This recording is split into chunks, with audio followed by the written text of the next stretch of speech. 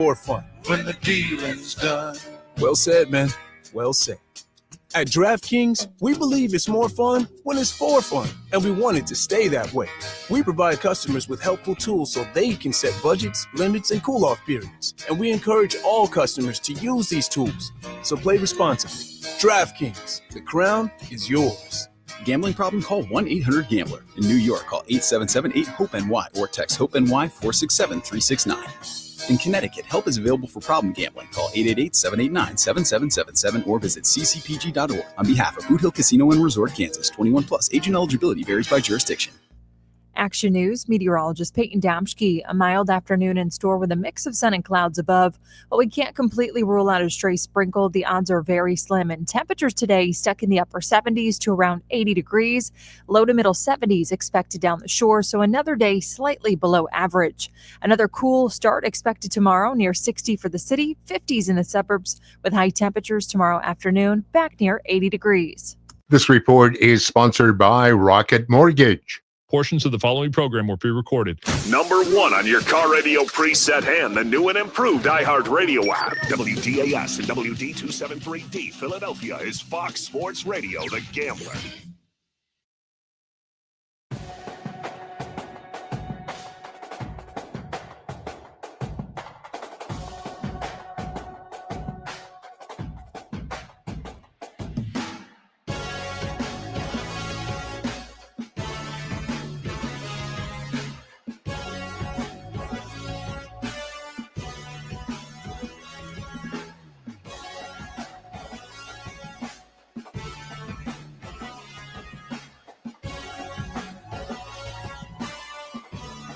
Yeah, let's go. Daily Thinking with you here on a Tuesday. Feels like a Monday. I think I referred it to a Monday a little earlier today, but that's all right. We know what time it is, 3 p.m. It's the Daily Ticket. A lot to discuss. The Eagles open up pursuit for back-to-back Super Bowl championships in just 2 days. Front and center for us, of course, the Philadelphia Eagles and the Cowboys on Thursday night. We got the lines, we got the props, all courtesy of the folks over at DraftKings Sportsbook. Can't wait to dive into all of that. It's prediction week, right? Everybody giving the predictions. Oh, I got the Bucs winning 5 straight in the NFC South. I got the Eagles. They're going to win it back-to-back for the first time in 20-plus years. It's prediction time. Nobody cares, but we all do it. It's Survivor time. Everybody cares about that. Yes, Survivor pool plays need to be in. Are you going to go with the Eagles? I'm a survive in advance type of guy. I see Joe Tanzi, and I love and respect Joe, especially as a sports gambler. He knows a thing or two about a thing or two. But he's one of these guys that, look, you can have all the rules, but have you ever won it before? That's my question, right? You could ride the trends all you want, but have you ever made it to week 17? So for everybody that says, oh, you can't take the division game. No, it's home. It's home. Should you look there? Most of the time, probably not, because crazy things happen. But it's the NFL. Crazy S happens all the time. And it's tough. It's tough to win a survivor pool, let alone last to double digits, right? Well, anyways, we're going to see if we can find a play or two that might pique your interest when it comes to all things survivor pool. And look, from the Labor Day weekend that was college football, I'm shaking because we don't have college football for the first time since Thursday, right? Could we get a MAC game like today? Can we get an Ivy League school to go head to head? Just throw us some college so we can ease off it a little bit. Last night, of course, we're going to get into that. But where I'm going is, how about them Fightins? The Phillies went on the road yesterday. I just want to back it up. You know how hard you went this weekend, right? We were all out there having a couple extra pops, whether you're poolside or seeing some friends, family, whatever it may be. It's Labor Day weekend. We get to stretch this out as long as possible.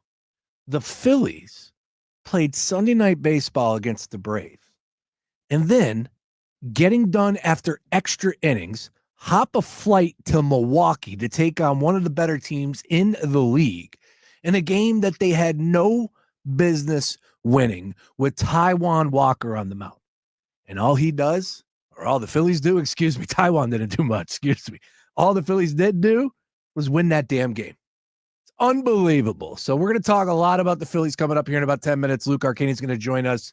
Folks, daily ticket debut, a gentleman by the name of Devin Jackson from the Philadelphia Inquirer does some draft writing for them. And, of course, we're going to talk some NFL, but focus heavily on the college game and what just took place, and specifically some of the players that are catching his attention, doing a bang-up job on his timeline as far as coming out away with some of the game, the players' names locally that we should have our eye on.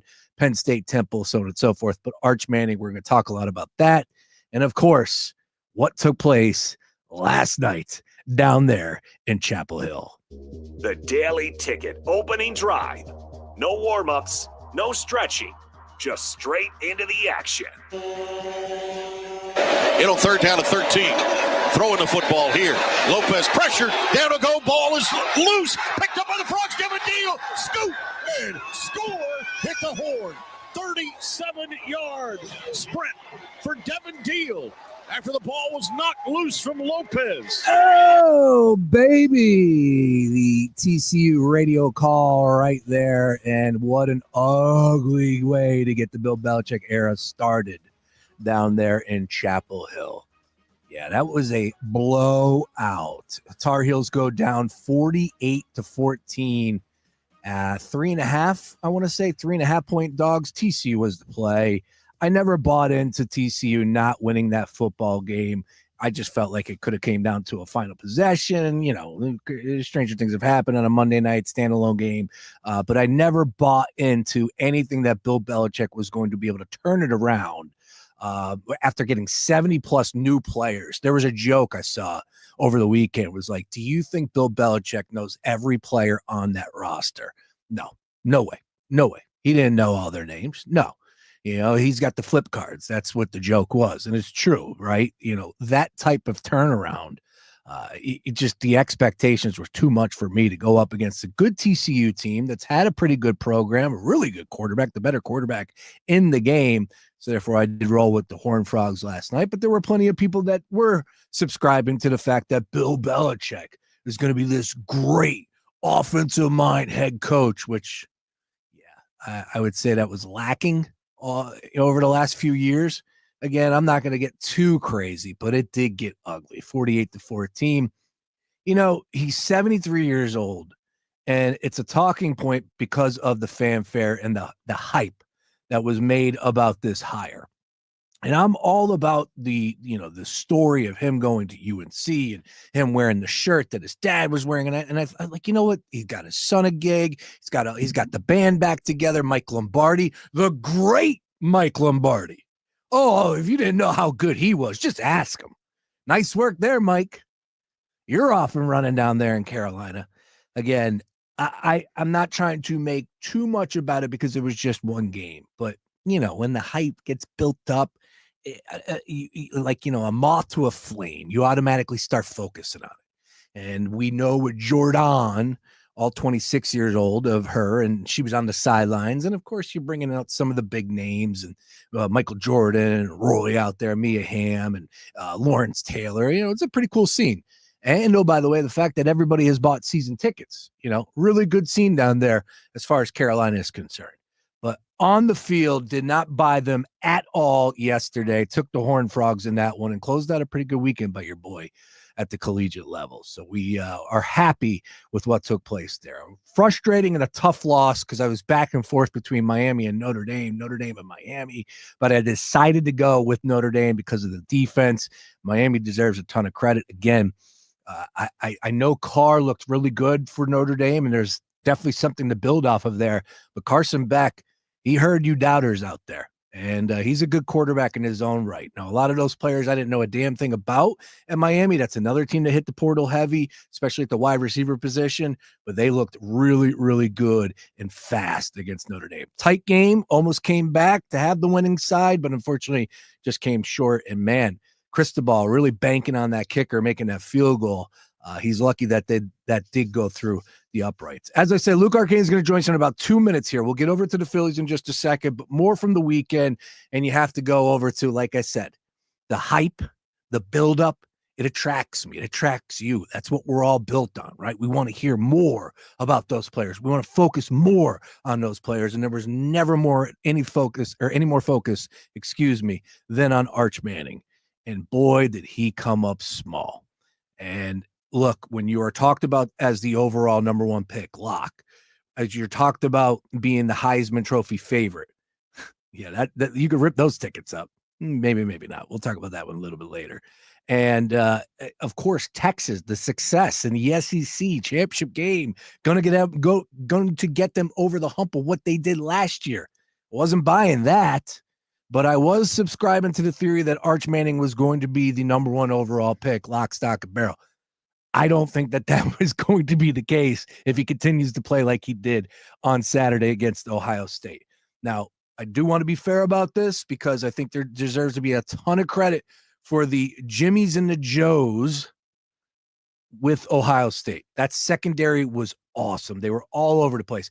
I didn't know Matt Patricia was the second greatest defensive coordinator ever, the way we're talking about him.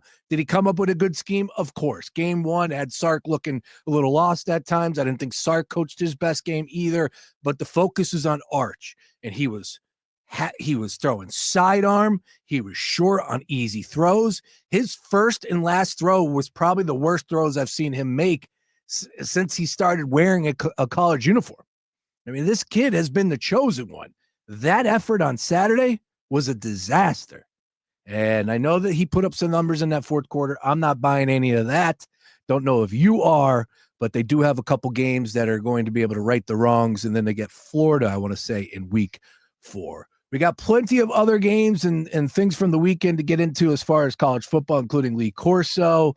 And I know I'm in the minority, but I can't take another year of Kirk Herbstreit and his freaking dog. I just can't. I know I'm going to get booed, Luke. I know everybody's a dog lover. Oh, come on, Brace. It's a golden retriever. He's awesome. Get Peter out of the boot. Get the headset off of Peter. I don't care if it's 48-14. Get in there and call a damn game from start to finish. Oh, Brace hates dogs. Did you see when he pooped? Did you see when he pooped at the field goal kick? Right? And did Herbie hop up with a bag? No. Somebody else has to clean up Pete's poop. Luke Arcaini joining us right now on the Gambler Hotline. Hi, Luke. What's going on, Sean? I'm not Kirk Herbstreit's dog. No, I'm not. Mr. Anti-Dog, Sean Bryce. There he is. Grief. Anti-dog. I love when the dogs bark. That's when we cash in. Let's go. But not the golden retriever. I get it. We'll have some fun with that. All right. Sean, I just want you to know really quick before we get on the Phillies. I know you were talking about college football here before I hopped on. Yep. I want you to know that you're talking to the only guy at Fox Sports The Gambler that is officially 0 for college football so far as wagering. Have yet to hit a single college football bet this entire college football season. I don't know if that means I stink or I'm due or both. But I just wanted to get that out in the air because I needed everybody to know that, I think sometimes it's easy to hit all your bets, but it's really hard to miss all of your bets sometimes. So I think sometimes I may have the upper leg here, considering I am now 0 for college football so far to start the year. Well, lucky for you is there's still probably 12 more weeks of this bad boy. So you can. Yeah, it means I'm due. It's as simple as that. You can figure it out. Yeah. We got to hop back in the lab this week because the last 2 weeks haven't been good. All right. Well, it's a tough card this week. I'm not going to lie to you. I saw those numbers come out yesterday. not one ranked opponent plays another ranked opponent this week. A lot of coin flips. Something like that. Yeah, a lot of coin flips going on. But we will hit on that and see if we can find a game that we just need to fade you on. I appreciate you coming out with that. Yeah. That's what we need to do with that information. All right, let's go ahead and talk about the Fightins. They got the day off, a much-needed day off. First time in forever, it feels like. I think it was like 18, 19 days straight with the game. I don't know if you have that number, but my goodness. I do want to start with this. As I said to open the show, Luke, the fact that they went out there and won that game, that was a championship win. That is a championship DNA builder. That was a game that nobody would have batted an eye if they ended up losing 10-4, 10-2, 10-6, whatever it may be. Taijuan Walker as your starting pitcher. You get in at bare minimum, I'll say 1:30 in the morning. Bare minimum, probably got to the hotel 1:30, 2 o'clock, maybe in bed by 2:30, sleeping by 3. Back to the ball yard for a 3 p.m. start out there at Central. I'm assuming 11. Just running on fumes, running on empty, I think defines it best. But that team has heart, and that was a championship caliber victory yesterday. Am I making a little bit too much of that game, albeit a regular season game against the Brew Crew? No, not at all. I said yesterday, I think it was up there with the best wins of the season. I think sometimes it's, hard to go back, because if you really go back and you look at every game, you forget about, the true great wins that you've had throughout a 7-month season. But as far as I can remember from this year, that is arguably up there with the best one. To go out there against a Brewers team who has the best record in the NL, and on a holiday, and the Brewers were home, and Taijuan Walker takes the mound, and like you said, you probably don't fall asleep till 3-4 o'clock in the morning, and you're lucky to even fall asleep at that point, hopping right off a plane. You have a day game the next day. And they just went out there and they battled. I know it's never pretty with Taijuan Walker, but he's giving you just about all you need from a fifth starter right now. Even after that rough first inning, it was a 3-4 run deficit after the first inning. After that, he only allowed one more run.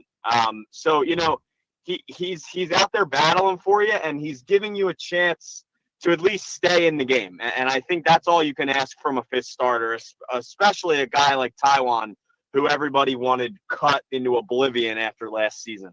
And then you get into the offense. Going into Milwaukee against this pitcher, young phenom that they've never seen, who made the All-Star game after 4 starts because he throws fast, and going out there and just bullying the Brewers yesterday, right back whenever the Brewers took any sort of shot at the Phillies punched them right back in the gut yesterday. I know we're going to dive a little more into Harrison Bader, but just, the guy that's been leading this team now, I feel like, for a few games.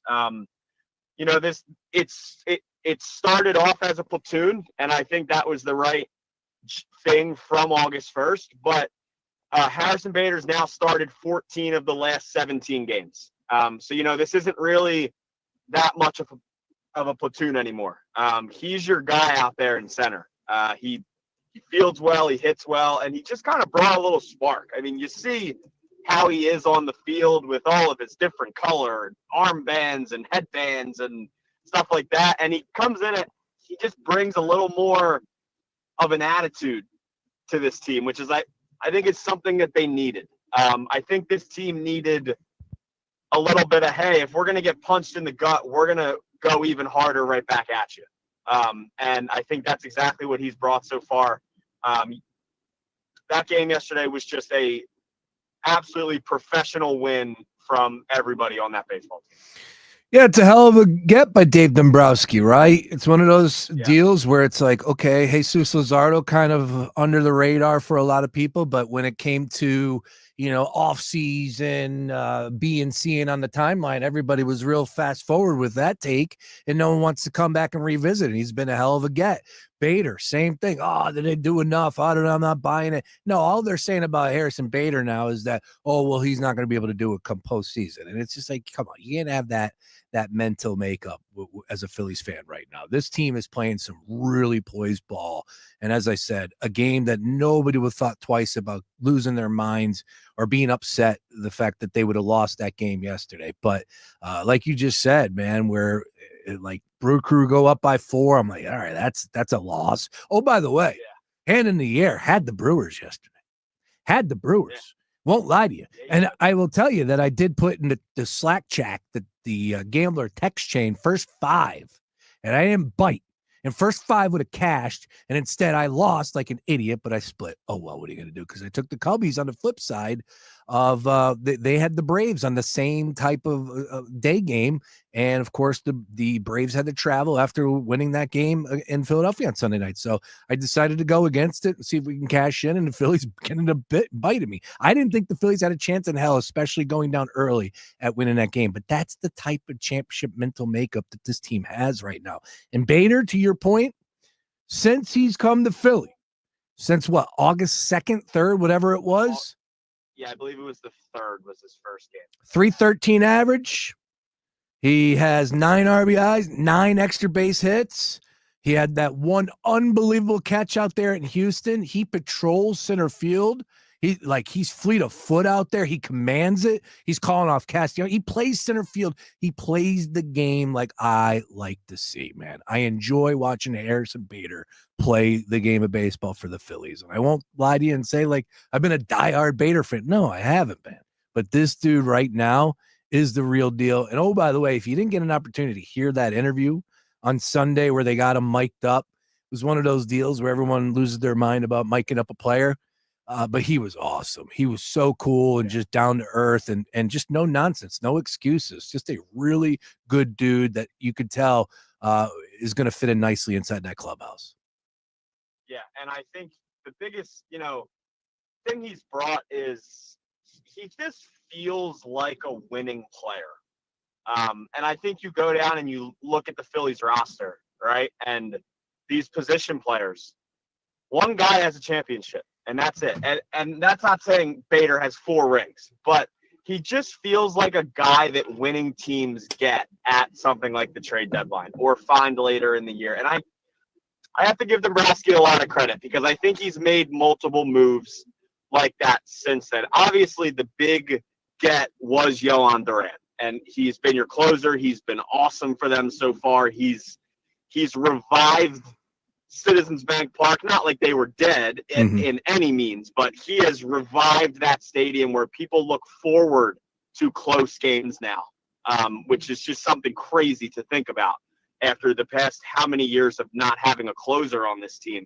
But I give Dave Dombrowski a lot of credit because he just has gone out and he's found some winning players in not giving them some huge contract and not trading 7 prospects for them.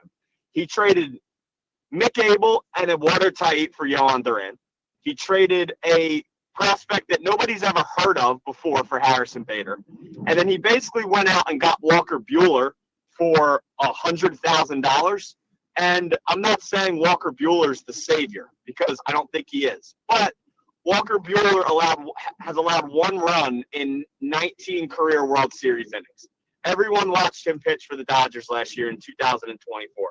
He has that championship feel to him. Dombrowski has gone out over the last month, and he has continued to add to this team, even after the trade deadline. They got Meza the other day. He's an intriguing lefty. Look good. He looked really good the other day. Yeah. And they're starting to commit to guys in AAA that deserve it as far as the bullpen.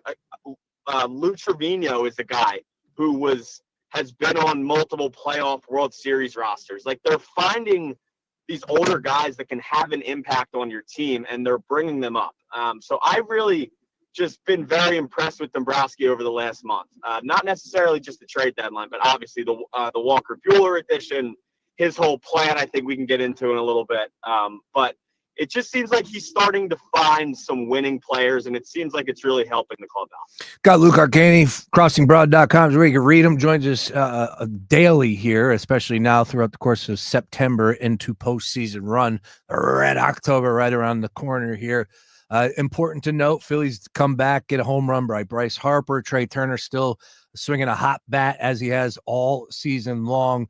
But it is important to note that the Phillies' remaining games, they have the most difficult remaining schedule out of any National League team contending for a bye. They have 13 home games, 11 road games. Teams above 500, they have 12. Teams worse than 500, they have 12. You look at the other teams that are competing for a bye, Brew Crew, Dodgers. There's no doubt in my mind that the Phillies have the more difficult stretch of games to close up September. Now, with that, you said you wanted to dive into Rob Thompson / Dave Dombrowski's approach, and I believe that has to do with the fact that they're going to roll out 6 starting pitchers, a rotation of 6. Your thoughts? Why? And do you have an issue with that? Because I don't. At this point in time, there's 2 things, right? One, you want to be healthy. This is not the time to press if you don't have to press. So stretch them out and see what you can get, and hopefully everyone's able to go, 6 innings, whatever it is per start. I mean, that would be beautiful if that's the case. I don't think that will be how it plays out, but of course that's a plan. And then I would say it's the number 2 starter for the playoffs, and I just feel like we already have our answer to that. Luke, do you agree? I don't know if I'm there yet. Okay. We'll get to that. Okay. But as far as the plan, so they will go to a 6-man rotation right after the Mets series. So September 12th, I believe it's the 8th, 9th, 10th, and 11th. They have a 4-game home series against the Mets. It'll be the last time the Phillies see the Mets this regular season.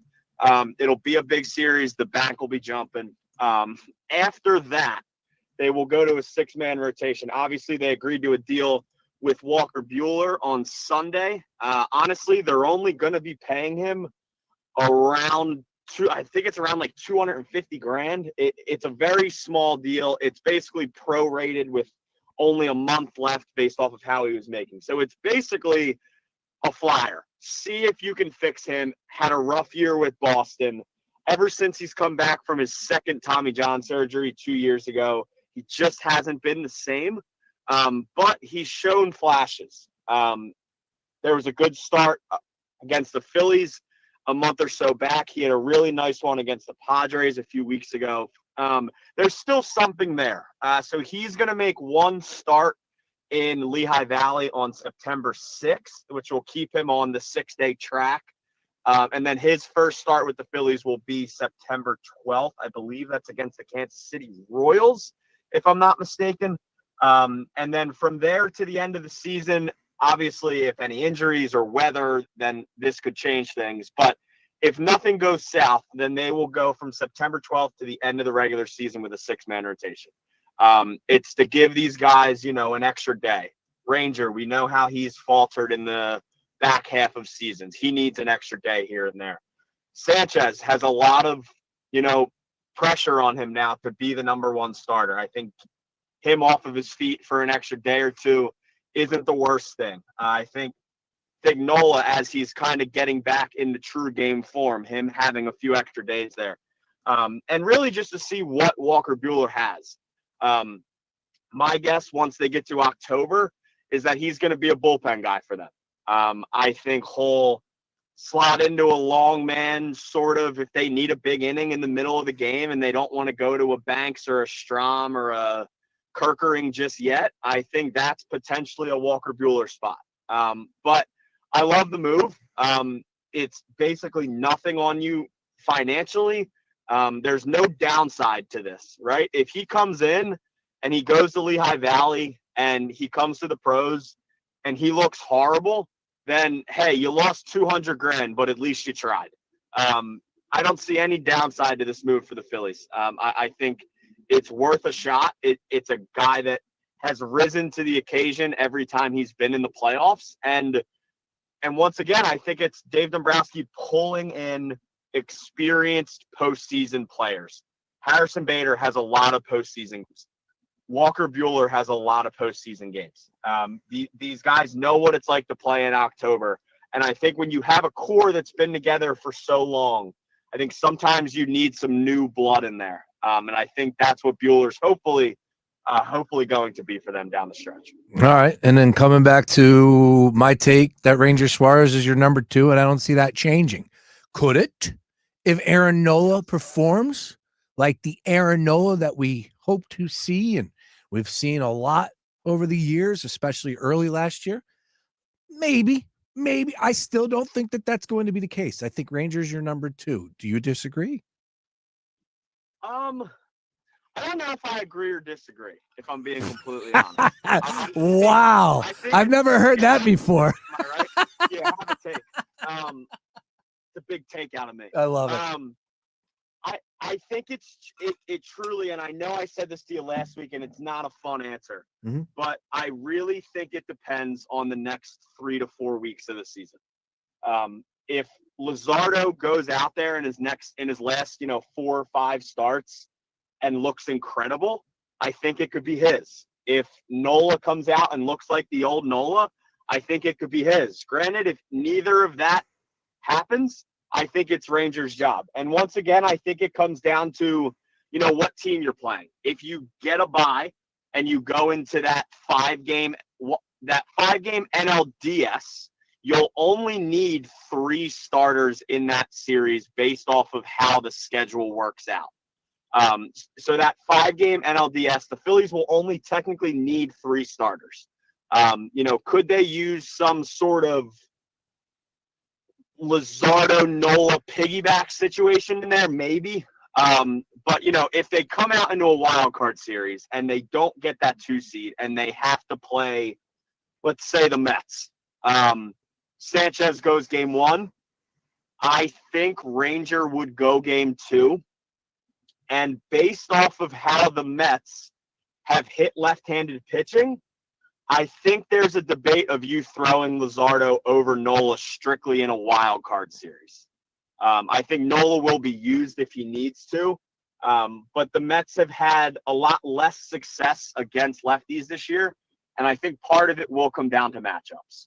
But if you look at it from a broad point of view, if you had to tell me, gun to my head right now, to name a game 2 starter, I would probably say Ranger, but I would not rule out Jesus Luzardo. All right. Well, like you said, we're going to figure this out. This isn't something that Topper needs to come up with the answer right here, right now. And plenty. You heard him last night after that game. He said he needs to go to bed. So he's only worried about today. They all do. They all do. And it's a much-deserved off day, finally, for the Phillies. Yeah, absolutely. And it's a big series, Luke. Maybe we're not talking enough about this series. Maybe we didn't spotlight this series enough, because this is the time to make up that 4.5 game lead, or to take apart that 4.5 game lead that the Brew Crew have over the Phillies for the overall 1 seed. That is a big deal when it comes to the playoffs.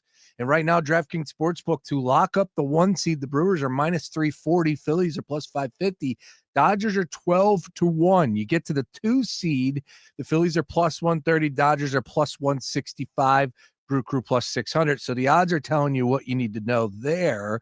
Your thoughts on whether or not the Phillies get to that overall 1? Would you sprinkle a little, let's say, 6-pack money on to get the overall 1 seed? We just talked about how tough of a stretch they have as far as the remaining schedule is concerned compared to other teams in the NL. And how important is it to get the number 1 spot in your mind? I know it's a dumb question, but yeah, I get it. Luke, when somebody asks you that, how important is the overall 1 spot in the National League? What do you say to that?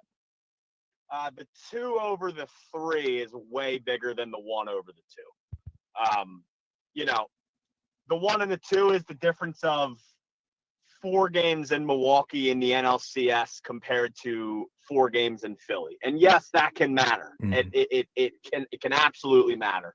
But the only Phillies goal for the rest of this season needs to be locking up the 2 seed. And because right now things get really interesting. If the season ended right now, let me pull these up really quick. If the season ended right now, I believe it would be, so the Dodgers would win the West, and the Dodgers would play the Mets in a 3-game wild card series in LA. which would set up a Cubs versus Padres 4-5, and I believe that would be in Chicago. That's two good series right there. Those two series are going to do numbers. Somebody actually tweeted it out this morning, and I completely agree with them. We are set up right now for an unbelievable first weekend of playoff baseball. Those are the series in the NL. For the AL, okay. Sean, do you know who a wild card series would be right now? No, I don't. I know who's there, but go ahead. Red Sox versus Yankees. Oh, wow. Opening wild card series. It would be absolutely incredible. So yeah, we're set up for some really good postseason baseball. But to really go back to it, I mean, you can throw a few shekels on it if you really want to. But realistically, the Phillies' main goal just needs to be locking up a bye. Trying to avoid, and I don't even want to think about it. Granted, I think situations change if it's a 3-gamer in Philly, and that's probably what it would be. But if the Phillies got the 3 seed, the most likely scenario would be Phillies-Mets wild card round in Philadelphia. Bring it on. And yeah, bring it on, but I would prefer to avoid that in the most humble way. Okay. So, the biggest goal for them, once again, is locking that 2 seed up. The Brewers have a pretty easy schedule. They have a bunch of games against the Pirates. They have a series against the Cardinals and the Rangers and the Angels. They don't have that many good teams the rest of the way. The Brewers are probably going to stack up a good amount of wins. So I would say it's probably the best case scenario right now is the Phillies finish the 2 seed. But if the Phillies continue to play baseball like this and, say they go in and they sweep this series from Milwaukee, then all of a sudden that 4.5-game lead turns into a 2.5-game lead with 22 games left. And that's a lot of baseball to be played still. So anything can happen at that point. You're exactly right about that. Tomorrow, game going off at 7:40 p.m. Aaron Nola back on the mound. Quintana getting the start for the Brewers. I don't have a price just – actually, I do. -105 for Nola and the Phillies, -115 for the Brew Crew. Total coming in really at 9. Yeah, it's a little tight number there. Yeah. A little tight. I would have guessed that the Brewers would be favored in that game, considering how the Phillies have hit Quintana in the past. It hasn't been good the last few years. So, yeah, that shocks me a little bit. I can't lie. Well, it's an important start, as they all are at this point in time of the year, for Aaron Nola and the Phillies to continue their winning ways. And, man, what a resilient victory yesterday. Battling back, I think 3 times, maybe 4 times to get that victory in a game, like I said, that nobody would have said anything if they ended up losing, or anybody with a brain, let's put it that way. That was a tough spot for the Phillies, and they come away with the victory, and a team victory at that, to get help by everybody in the lineup and in the bullpen. Nice job by Thompson pulling all the right strings as well. All right, from the world of MLB, you know what? Before we move off of that real quick, Luke, because I do want to bring this up. It's always fun to get into it with you, just to shine the light on the MVP races. DraftKings Judge -225. I think he had 2 bombs and a loss, I want to say. Cal Raleigh +160. That race is shaping up to be Judge's. And if you were listening to this show, that was what Luke was trying to say last week, and the number was a little bit more respectable to take a shot at Judge. I think it was -130, now -225, a little bit out there, and I don't see that going the other way unless Judge gets hurt. But at the same time, Judge's numbers is just absurd. And then over to the National League, Kyle Schwarber +500, Shohei 12-1. Of course, Schwarber hits 4 bombs, and we're all losing our minds. And I'm not here to say that he's not going to win, because Julian Edlow from DraftKings Sportsbook said, hey, man, you never know. And if somebody's going to say that to me, and he's been doing this for a long time, dealing with the voters in all of these awards, whether it be NFL or Major League Baseball, I think he's on to something. But Shohei, of course, out there pitching, and it's just an uphill battle. But a 4 home run performance in a game will definitely get you in the spotlight, though, for Schwarber. Yeah, definitely.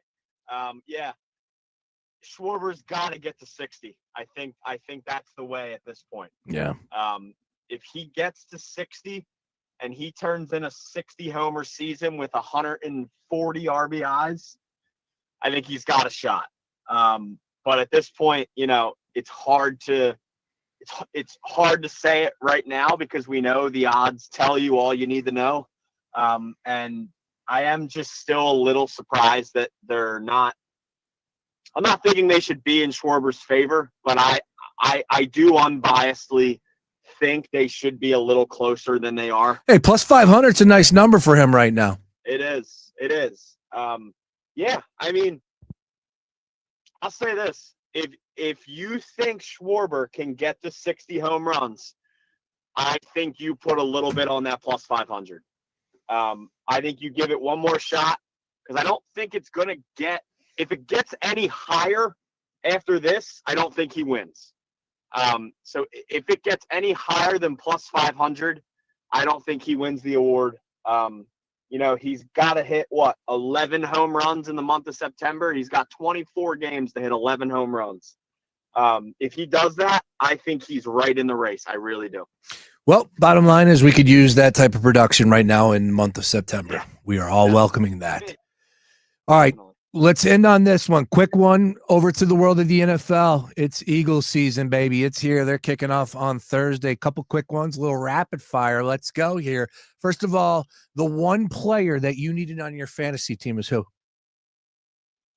Ooh, that's a good question. So I've done 2 drafts already. Okay. I do like both teams. My guy this year is Baker. Wow. I'm trying to get Baker in my leagues. I think he's set up to have a really good year. I think it's going to be a really good year for the Bucs. I think it's going to be a lot of throwing the ball. They have a ton of good receivers down there. Yes, but they have a really good team too. And I've heard people say that they could take the foot off the gas throwing the football simply by not trying to lose games because of how good that defense is. Something to keep your eye on. And by the way, they run the ball really well as well last year. 41 touchdowns, 16 picks. You think he's going to duplicate that this year? I don't know if he's going to duplicate it, but I did take him to throw for 4,000 yards at plus 125. Ooh, I like that. So that is one season-long bet that I have running. I did actually end up both leagues that I've drafted so far. I have ended up with AJ Brown. So hoping for a big year once again from AJ there as far as the fantasy world. What are you willing to give on Thursday night? 8.5. Where are you? How much are you willing to give? I'm going to take the 8.5. What? You're going to take the 8.5 with the boys? Yeah. No. I'm betting. You're giving. For the Eagles. You're giving the 8.5. All right. Good grief. Sorry. Yeah. Sorry. My bad. Yeah, the Eagles are going to. The Cowboys stink. Okay. Like they stink bad. You wouldn't have been. It's not to say it's a bad bet plus 8.5. No, it is a bad bet. It is a bad bet. The Cowboys' defense is atrocious. Sean, do me a favor and name me 4 people on the Cowboys' defense. Yeah, I'll pass on that one. Well, they did sign Bland to a new contract. How about that? I know that Micah. There's one. Yeah, I know Micah Parsons. Anymore. Yeah, Parsons was great. Was really happy to see that on the crawl on ESPN. All right, Survivor Pool play week 1. Where are you going? Oh man, I hate the week. I really do. Week 1, you're already hating it. I hate it. I hate it just as much as this next week for college football. Survivor? Ooh, yes. Man. Once again, hate all the games. I hate to burn a good team week 1. Doesn't matter. Survivor in advance. I'm probably going to look to the Broncos. Okay. I think I'm going to look at Sean Payton at home week 1. I think the Titans are going to have a little bit better of a year than people think, but I don't expect them to go out there and beat the Broncos week 1. I'll probably look to the Broncos. I don't know if I truly like any other game other than that. I'm not going to lie. Maybe I would look to the Commanders over the Giants with Russ in there. I don't think the Giants are going to be good at all. until they give Jackson Dart a shot. I don't think Jackson Dart's that good, but I think he's fun. So until Jackson Dart is in there, I think maybe look to just fade the Giants. I would either go Commanders or Broncos, I think, at this point. All right. Great job across the board, Luke. Extended visit here on a Tuesday. Talk a little Phils. And, of course, got to get our Eagles conversation going as Thursday night football right around the corner, opening up the season against the Dallas Cowboys. Luke, you're the best. Continue to read you at Crossing Broad. We'll catch up a little bit later this week. But as I said, via text, it's our time, baby. Let's go. Big month of September into October, and a true red October on the horizon. Always a pleasure. Yes, sir. Thanks, Sean. My man, there he is. Luke Arcaini on the Gambler Hotline. Yeah, look, survivor pool play. I'm not one of these guys that says, oh, you can't take this team because, like, all right, there are plenty of things that can go into to be a factor into why you want to take a team or avoid a team. Rookie quarterbacks on the road, division battle. Maybe you got burned by that team last year, whatever it may be. All in all, you need to find a team that can actually win the football game. That's where it starts, right? You have to find a team that will actually win the game. And you roll your eyes at that, of course, Brace, but look down the list, and you're going to get a little enticed, seduced by a number that's next to them or a point spread or, the Broncos and the Titans. Ask yourself, can the Titans win that game? Can they? Can they go on the road and beat Denver? Do you know enough about the Titans to be able to do that? If not, then maybe that's your answer. It's going to be the number one pick. It's the biggest point spread on the board, I believe, as far as the, let's see here, potential teams out there. Yeah, it's 7.5 right now. It's not the biggest spread on the board because, as I said, the Birds were 8.5. So that might be the biggest spread on the board. It is currently right now on DraftKings Sportsbook. So I won't lie to you. I'm going Birds. Taking the Birds. I'm not even thinking twice. It's survive in advance. It's getting me to the next week. Oh, you're using the Eagles are a good team. Cool. You know what? They have a difficult schedule this year. I don't know if I'd be comfortable taking them against the Chiefs on the road in KC. I don't know if I'm going to be comfortable taking them against the Rams coming up here in a month. We'll see what the Rams look like, right? So all I know is I believe that the Eagles are going to win that game.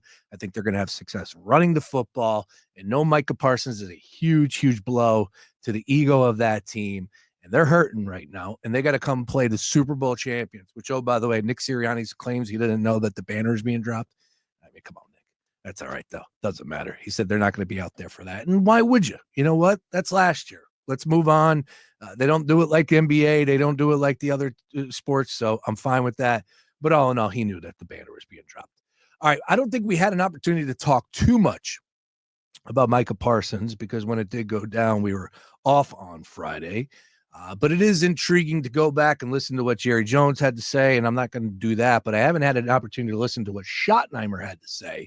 And, man, just when you thought his job was difficult heading into this season, with everything that has taken place with the Dallas Cowboys, don't you think about Mike McCarthy at all?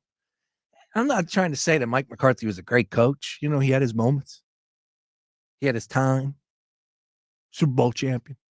But don't you think a little bit about Mike McCarthy with all the nonsense that's swirling and just laughing like, man, maybe he did know more than what we were being led on to. You know what? There's a reason why he's not back. And he didn't want any part to do with this.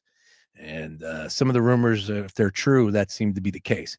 Anyway, Schottenheimer on the decision to trade Micah Parsons to the Green Bay Packers, who, oh, by the way, are on the regular season schedule. And, oh, by the way, continue to meet the Cowboys when they play in the postseason. And, oh, by the way, are a pretty good damn team in their own right. You just got it that much better adding Parsons to defense. At the end of the day, it was unanimous. This is not something we came about. It wasn't something where it was like an overnight thing. We had talked about it. And at the end of the day, I think when you look at a football team, when you can potentially add up to 4 or 5 players and things like that, it gives you the ability to do some things. We were certainly excited about the addition of Kenny Clark. Yeah, I bet you were. The things that are coming out, the examples, the reasons why Jerry Jones is laid out on Friday on why they made that move. Oh, we need to be better against the run. Makes no sense. I do believe that Dak was spot on when he did say that, things seemed to get personal. And Micah wanted out. He wanted a new contract, and he got every bit of what he wanted. He's now playing with the Green Bay Packers. He's going to get paid. He's going to do that podcast up there in Green Bay. Good Lord. But, man, one thing you can't deny about Micah Parsons is that guy was a damn good player, and that is a huge loss for the Cowboys. Double-digit sacks in every one of the years.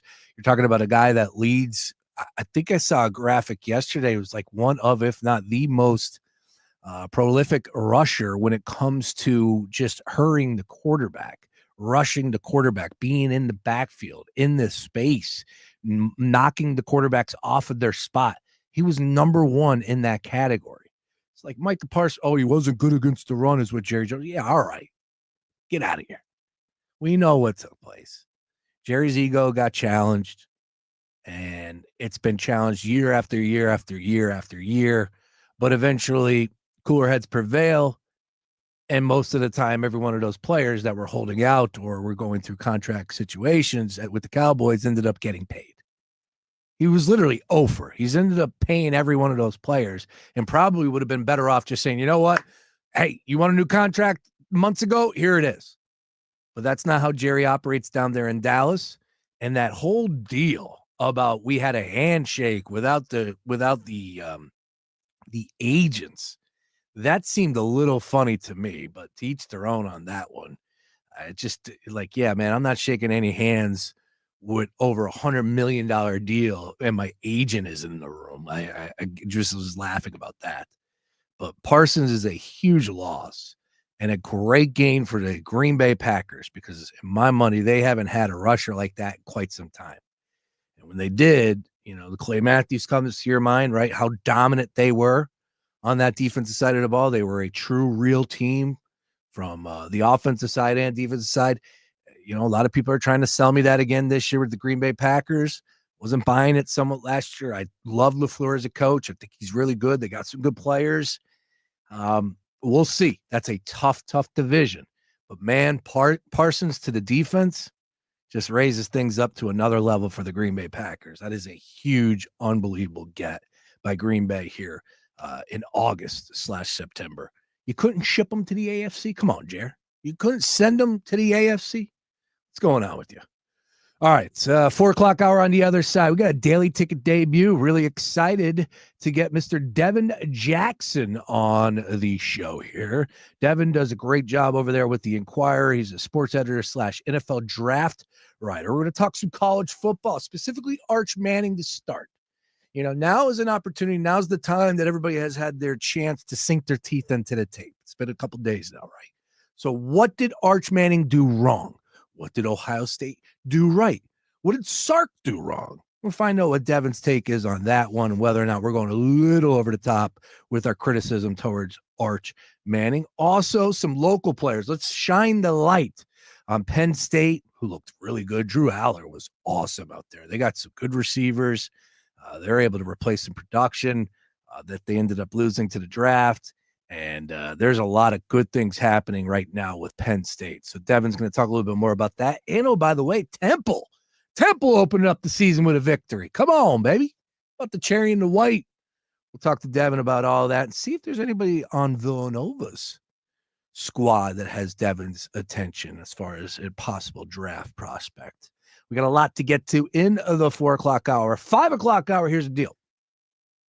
We got a special guest that's going to be stopping by. The Scrub Daddy himself.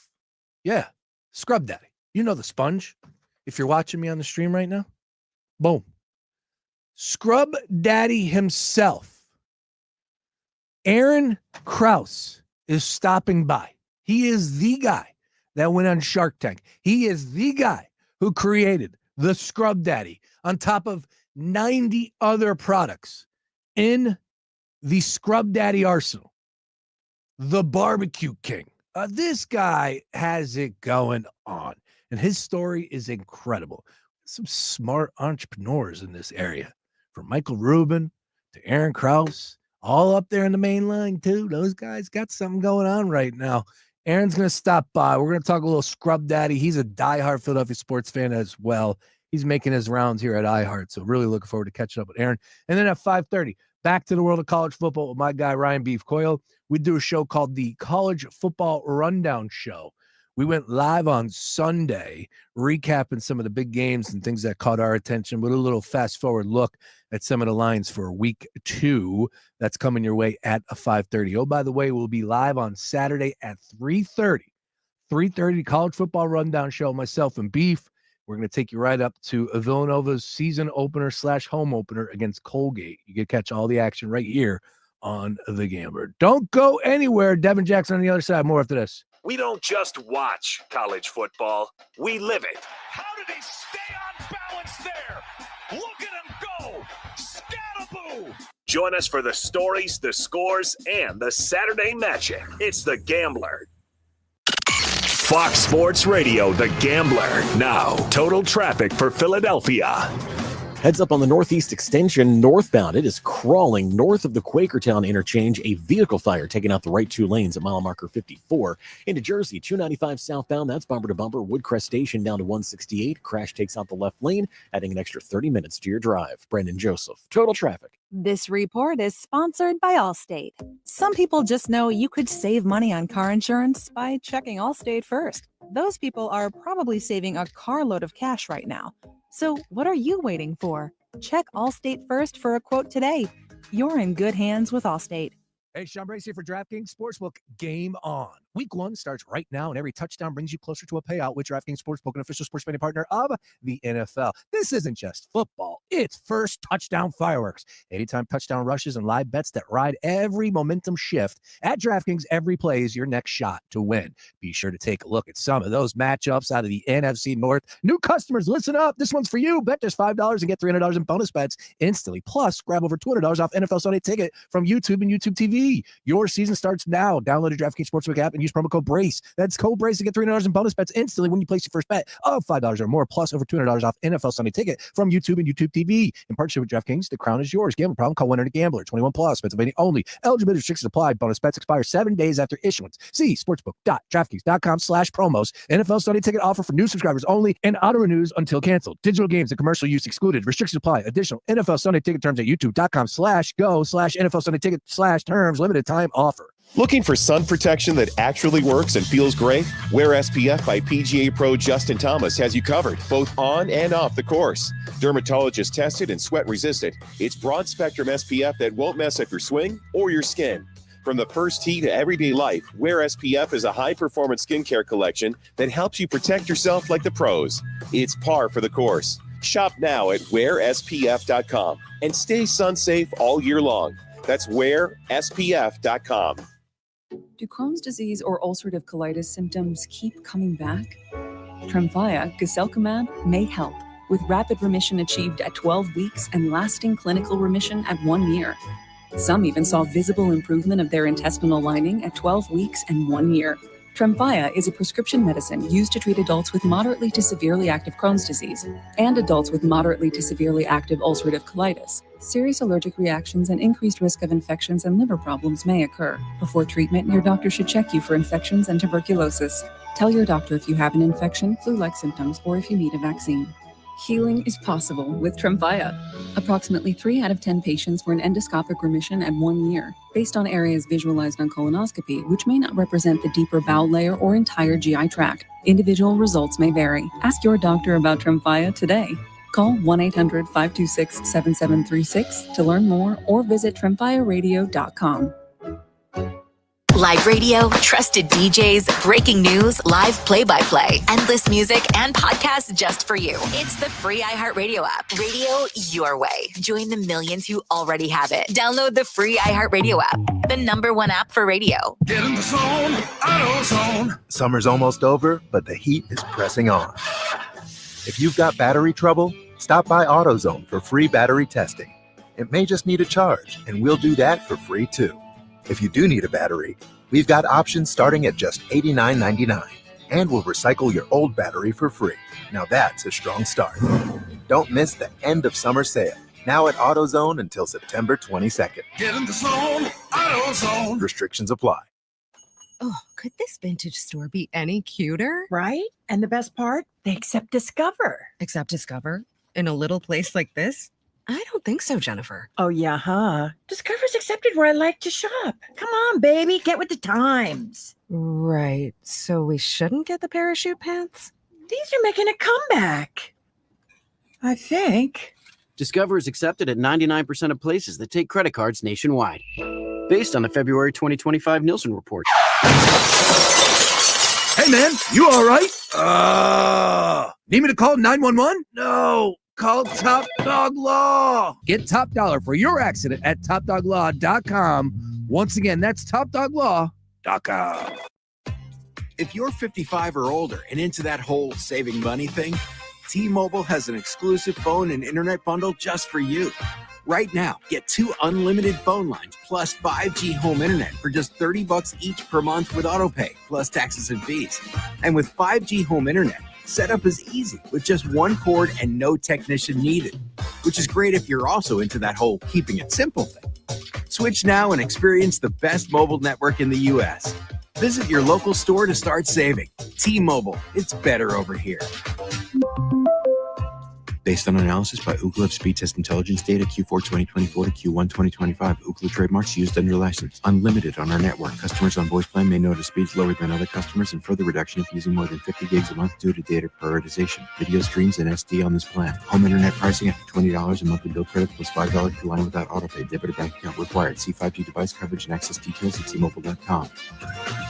CEOs You Should Know, brought to you by Comcast Business. Tony O'Donovan, President and CEO of Arcaini Inc. Well, Arcaini is a specialty materials company. Our purpose is to bring sustainable solutions to the world, which really means that we're bringing a lot of materials to companies that impact people's lives. You see them in a lot of products that you touch day to day. We have composites that can be completely recycled. Probably our biggest aspect is providing durability for materials that our customers can use. So whether it's a 3D printed machine part that can be used and that's stronger than steel used in aerospace, we see ourselves very much as part of the community. For instance, our partnership with Habitat for Humanity brings the ability to be part of the community, support Philadelphia. Our employees really enjoy volunteering and seeing the impact they bring to people's lives, particularly around areas of education. Plus, one of our areas that we are in the market of is sport. So that brings about our association with the Philadelphia Union Foundation. If I look at Philadelphia compared to other places that I've lived, we have really good people that are very well internationally connected, highly educated, and a good sense of community, and really tie into some of the values that Arcaini likes to portray around solidarity, inclusion, performance. Those are values we want to have, and the people fit really well. So we find that people that join Arcaini from the Philadelphia region are really successful with us. To find out more, go to arcaini.com. Comcast Business, powering possibilities. Behold the Colonel's Giant KFC Chicken Sandwich, a towering, extra crispy monument to flavor. Such a huge amount of juicy, hand-breaded KFC chicken at a pretty tiny $3.99 price. For the Colonel's KFC Chicken Sandwich. I mean, $3.99 isn't even worthy of the same epic soundtrack as the KFC Chicken Sandwich for only $3.99. The Colonel lived so we could chicken. Prices and participation vary while supplies last. Taxes, tips, and fees extra. This is Doug Gottlieb. Here's what's trending from the iHeart Sports Network. Presented by Mercedes-Benz. Eagles guard Landon Dickerson was back at practice today after sitting out yesterday's session with a bad back. He's still on track to play, though, Thursday. Former Villanova basketball standout George Raveling has died at 88 after a battle with cancer. He went on to coach 4 schools in a Hall of Fame career. And Florida State is the first ACC school to be fined for storming the field. They got dinged for $50,000 after upsetting Bama Saturday. I'm Scott Davidson. Looking for an exceptional driving experience? Find it behind the wheel of a Mercedes-Benz SUV. Experience the power, precision, and intelligence of an iconic Mercedes-Benz SUV at your local Mercedes-Benz dealer today. Hey, Sean Brace here for DraftKings Sportsbook. Game on week 1 starts now, and every touchdown brings you closer to a payout with DraftKings Sportsbook, an official sports betting partner of the NFL. This isn't just football. It's first touchdown fireworks. Anytime touchdown rushes, it's That's right. Every momentum shift. At DraftKings, every play is your next shot to win. Monday Night Football, it doesn't get any bigger than that. You got the Vikings and the Bears. Oh, my. New customers, this one's for you. Bet just $5, you get $300 in bonus bets instantly, plus grab over $200 off NFL Sunday Ticket from YouTube and YouTube TV. Your season starts now. Download the DraftKings Sportsbook app now and use promo code BRACE. That's code BRACE to get $300 in bonus bets instantly when you place your first bet of $5 or more. Plus over $200 off NFL Sunday Ticket from YouTube and YouTube TV. In partnership with DraftKings, the crown is yours. Gambling problem? Call 1-800-GAMBLER. 21 plus. Pennsylvania only. Eligibility restrictions apply. Bonus bets expire 7 days after issuance. See sportsbook.draftkings.com/promos. NFL Sunday Ticket offer for new subscribers only and auto renews until canceled. Digital games and commercial use excluded. Restrictions apply. Additional NFL Sunday Ticket terms at youtube.com/go/NFL Sunday Ticket/terms. Limited time offer. Fox Sports Radio, The Gambler. Now, total traffic for Philadelphia. If you have to head up towards Allentown, careful. The Northeast Extension northbound barely moving between Quakertown and Lehigh Valley. We have a vehicle fire taking out 2 lanes. In New Jersey, 295 southbound, heavy but getting better from 70 into 168. A crash there, now moved off to the shoulder. Brendan Joseph, total traffic. This report is sponsored by Allstate. Some people just know you could save money on car insurance by checking Allstate first. Those people are probably saving a carload of cash right now. So what are you waiting for? Check Allstate first for a quote today. You're in good hands with Allstate. Number 1 on your car radio preset and the new and improved iHeartRadio app. WDAS and WD273D Philadelphia is Fox Sports Radio, The Gambler. You're listening to The Daily Ticket with Sean Brace. On Fox Sports Radio, The Gambler. The action starts here. Sand in the shotgun, receives the football, fakes a handoff, looks to throw. Sand will pump that one deep down to the right side, left sideline, Tate with it. Take it down in the end zone for a touchdown. Carnell Tate. How about that? Yes, finally settled in on a Saturday afternoon for a game that we've been hyping up for months.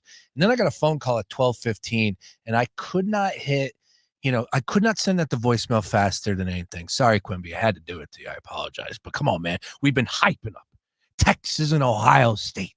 And I sit down ready to go to watch the game for 4 straight quarters, couple hours, and a little bit of a dud. But that's all right. College football back in our lives. Ladies and gentlemen, we got a Daily Ticket debut.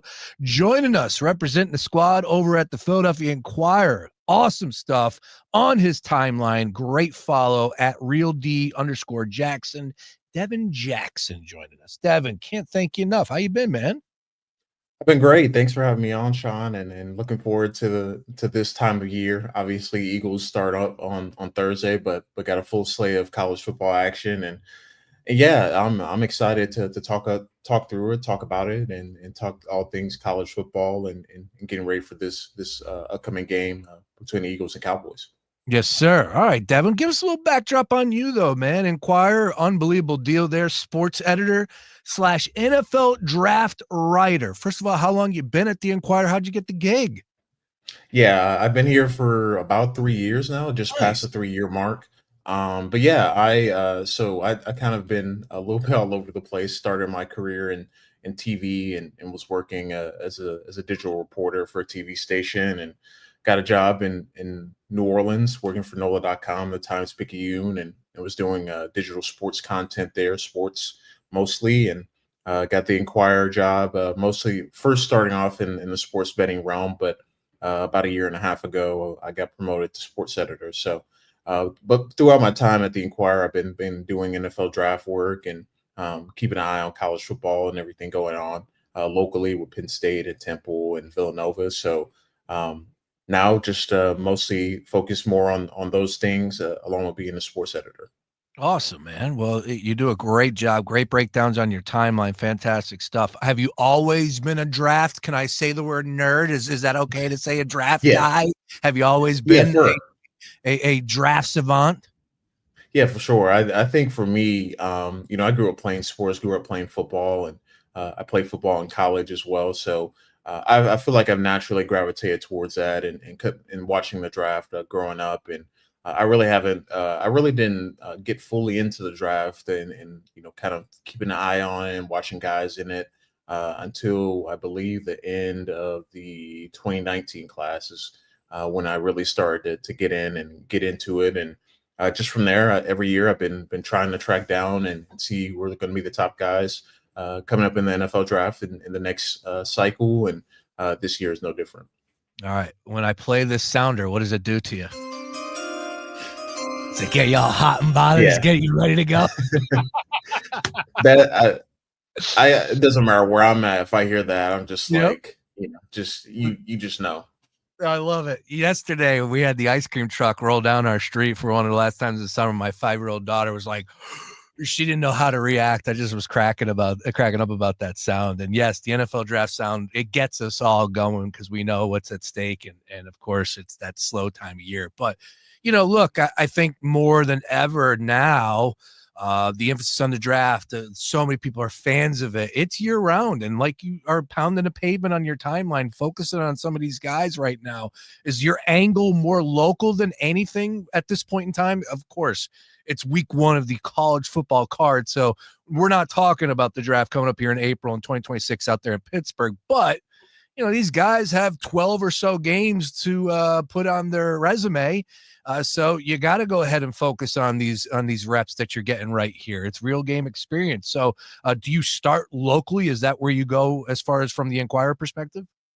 Yeah, I usually start locally because Penn State always has 4 or 5 players, that end up being draft guys, and then I like to follow some of the local kids that went to high school in Philly or in the Philly area, and keep up with them and their journey. So I always keep an eye on those guys first, and that's why I'm typically writing about during the season and throughout the season. But after that, I just go for some of the top players that people have talked about over the summer or talked about toward the end of last year. Always quarterbacks is at the top of the list, but I really enjoy watching like offensive line because I feel like that's kind of the biggest disconnect with people wanting to watch offensive line and watch those offensive line prospects and how late people end up watching them around January and February. So that's what I typically like to do. But obviously you're going to have the skilled players and the receivers and defensive backs and running backs as well are going to dominate the headlines typically. But yeah, it's always fun to start locally and see where some of the kids that went to in Philly in high school and where they end up, because we've now had a couple of years where they've had guys have been drafted pretty highly. Obviously Abdul Carter last year or this past year, and Marvin Harrison Jr. a couple of years ago, and Tyke Smith a few years ago. So a lot of talent locally that I like to keep up with and just to see where they go and where they end up. Yeah, some big names there. I mean, Kyle Pitts, of course, a couple of years ago, and it just goes on and on. There's a lot of great players that come from the Philadelphia area. DJ Moore. When was DJ Moore drafted? I want to say 2018, I believe, is when he got drafted. Yeah, great players. We do a show here called Beef Up Front, Devin. You can't win without beef up front. All right. That's the motto that we live by. So I respect the offensive line breakdown. All right. I want to start. Let's talk about Penn State. And, from looking at what is at stake for this team right here, everybody wants them to take that next step, and that's a national championship appearance / win the whole damn thing. Do they have the horses in your mind from watching the film, albeit whether it's one game and, of course, a lot of the players that are returning from last year, in your mind, when you look across the country, will Penn State be one of the better teams after it's all said and done because of the players? And again, losing Abdul Carter last year, that was a huge loss. The guy was unbelievable for that defense. What are you seeing so far? Yeah, I really like what I saw so far from kind of the way that they're doing things and the way that they want to stay on schedule and play on their terms. I think, over the last couple of years in those big games, they were playing on other opponents' terms, playing on Oregon's terms last year, playing on Ohio State's terms, playing on Notre Dame's terms in the second half. And, they obviously got to a good start against Nevada. Obviously, you want those field goals to turn to touchdowns, and James Franklin obviously acknowledged that. But I think when it's all said and done, they have the horses, and they've had the horses really, I think, the last couple of years. It's just about putting it together and the consistency in those big moments. Can someone step up, besides, their stars? Because at the end of the day, in those big games, it's not about who obviously the stars have to play up to their potential, but when you play a team of a similar or kind of in the same talent realm as you, it's about the other guys that have to do it. So obviously, you look at the receiver position. I think that's going to be always the most talked about. Seems like they have a number one receiver in Kyron Hudson. Had a really good debut for Penn State. And then you look at the other players. You look at what Trevor Pena did. He did some nice things. Devontae Ross didn't get super involved, but he's going to be involved. And then I think the tight ends are what they are. But at the end of the day, I think it's going to come down in those big moments. Can Drew Aller come through for them? And I think that's really been the defining moment for them. Obviously, he threw the interception against Notre Dame, and had multiple chances against Ohio State in the red zone to score and didn't. So I think it's going to come down to, can he elevate the players around him in those big moments, and that's what the college football playoff championship has been about the last couple of years. Not necessarily, who's making the plays on the outside, but can the quarterback step up, and they've been able to do so, and the teams that have done so have relied a lot on their quarterback playing efficiently in those big games. And Drew Aller, look, I get it was Nevada. I'm not trying to make a mountain out of a molehill here, but he looked really smooth. He looked really efficient.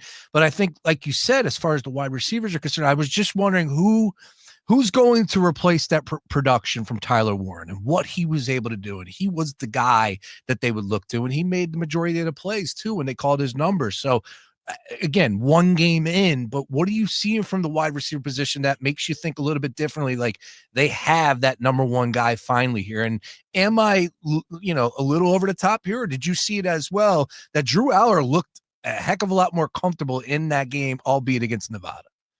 Yeah, I think we also have to remember he's in the second year now of Andy Koldenicki's offense. So I think that's always a big deal, is you've got the full off season. You have a full year of game experience. You were put in big spots, and I think he seemed really comfortable setting protections and being able to get guys where they need to be. But I feel like Kyron Hudson seems to be the guy that he wants to go to in those big moments. The touchdown he had towards the end of the first half, rolling to the left, he found Kyron Hudson in the back of the end zone. A couple other times he escaped the pocket. He found Hudson on the move. So it seems like that's the guy that he wants to go to in those big moments and wants to rely on. But obviously, you want to be able to spread it around. And I think Penn State has kind of put that emphasis on wanting to spread the touches and getting the playmakers the ball. Whether it be, Katron Allen, Nick Singleton, obviously Kyron Hudson now. They feel pretty good about the tight end position too. Penn State always has good tight ends, and I think that'll be a X factor this year, and how quickly those guys can continue to mesh with Aller, and how can they take the next step and be kind of that threat over the middle of the field. We got Devin Jackson joining us. He's representing the Philadelphia Inquirer squad. Talk a little college football, some players that jumped off the page with him. Of course, Penn State, a lot of focus on them. And not to say I wasn't a believer, it's not easy to say that Penn State's going to win a national championship, right? It's not something that rolls off the tongue, but they deserve to be in that conversation, especially after one game in. Don't care if people want to say that I'm over the top. Bottom line is, I watched college football from Thursday into Monday, and we saw the worst of the worst take the field yesterday with UNC. Penn State is a hell of a lot better than that, and I'll tell you what, from what I saw in that Ohio State-Texas game, I'd give them a shot against either one of those teams as well. We'll talk a little bit about Ohio State, but Penn State, their next schedule, they got FIU coming up this weekend, then Villanova. We are the home of Villanova football and basketball right here, Devin, on the Gambler. I'm curious, as far as that game is concerned, projected spreads 50-45. Like, Villanova's a good program. Mark Ferrante's been doing it. Double-digit victories. They make the playoffs. They make a run, and then they end up losing to a team from the Dakotas. No harm, no foul in that. A lot of teams do lose to the Dakotas. But is there a player right now on Villanova's squad that's standing out to you, possibly to be drafted or to make an NFL camp next year or in future years? And in that game, 40 too many? I would say 40 is too many, because you just know that Penn State is going to play, the reserves most of the second half. It's like, no disrespect to Villanova, because I believe the last time they played them, they didn't even blow them away. So I think there's always going to be a little bit skewed just because obviously you're assuming that the starters are going to put a big dent in what Penn State is going or what Villanova can do defensively, especially on offense, and then obviously to try and match the speed. It's going to be tough to do so. In terms of guys that on Villanova that could be NFL players or guys that I just really like. I really like linebacker Shane Hartzell. I remember when he transferred in a few years ago, and I thought he was going to be a guy that could possibly make it to the NFL, and we've seen guys from the CAA go on to make the NFL, especially at linebacker. So I would say right now it's probably who I feel most confident about, and what he does and what he brings to the table. But obviously excited to see what the rest of the team looks like when they take the field, and obviously a new quarterback this year after Connor Watkins departed. That's right. Saturday, right here on the Gambler, taking on Colgate. That's the season opener. And the following week against Penn State. Obviously, David Abbott, too. Kid's a beast out of the backfield. And very let's just put it this way. He believes in his craft, and he hit the ground running with an interview we did 2 weeks ago. And he was like, I'm going to do double what I put out there last year. So I'm really excited about what his future potential is. But of course, Villanova football is here. We got the coaches show tomorrow. That's right. Mark Ferrante coaches show coming your way here on Wednesday at 6:00 tomorrow. All right, Devin, let's go ahead. One more locally. Temple, big time win, 2.5-point favorite. And they lumped UMass. Tough game coming up against Oklahoma, which apparently they're going to be traveling heavy up here. Exciting, though, to have Oklahoma at the link taking on Temple there. What are you seeing right now as far as what Temple's building? Yeah, it seems like that Casey Keeler's message, from when he took over to now is resonating with the program. And, I would agree with him that the talent is there. You saw a lot of the talent on display, and them getting the vertical game back pass going under with Evan Simon at quarterback, and Peter Clark having a monster game at tight end, and all the different types of receivers that they have. They have shifty guys. They have guys that can make contested catches. They really have a nice complement of offensive talent. And then defensively, you have Brian L. Rice, the defensive coordinator, Brian L. Smith, who came over from Rice. And his defense was a lot of bend don't break, and you saw a lot of that with Temple against UMass as well. So I think things are looking up at Temple, and they seem to have found their identity. They seem to have find what they're going to be known for, and it's exciting to see Tyler Walker coming over from Montana State.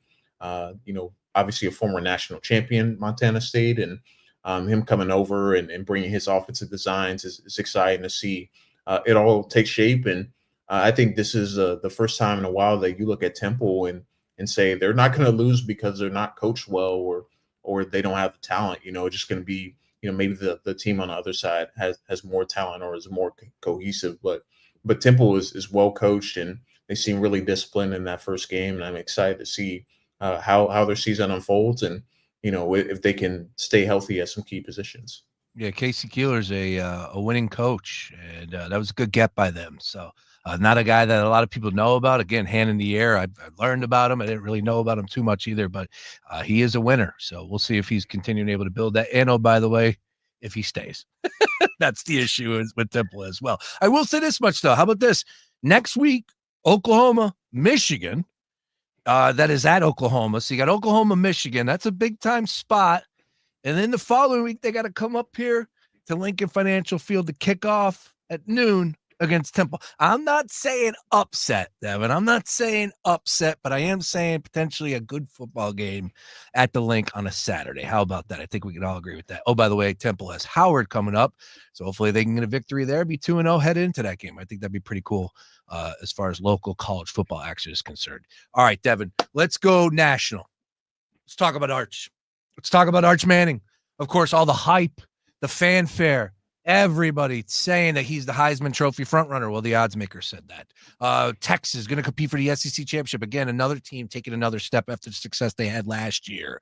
He didn't get the reason why he wasn't the starting quarterback last year is because, you know what, they didn't need to rush it, and look what they were able to do. Okay, sure. Now show me what you got against Ohio State in a game that we've been hyping up for 3 straight months. And he looked bad.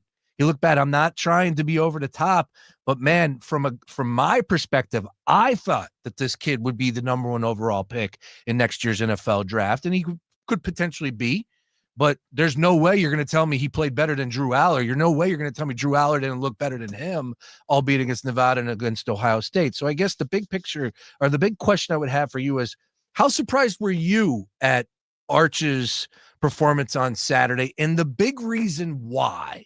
I'm hearing things about Matt Patricia, the great defensive coordinator of Matt Patricia. My goodness. Yeah, I know he's won a few things at the NFL level, but I think we're a little over the top there.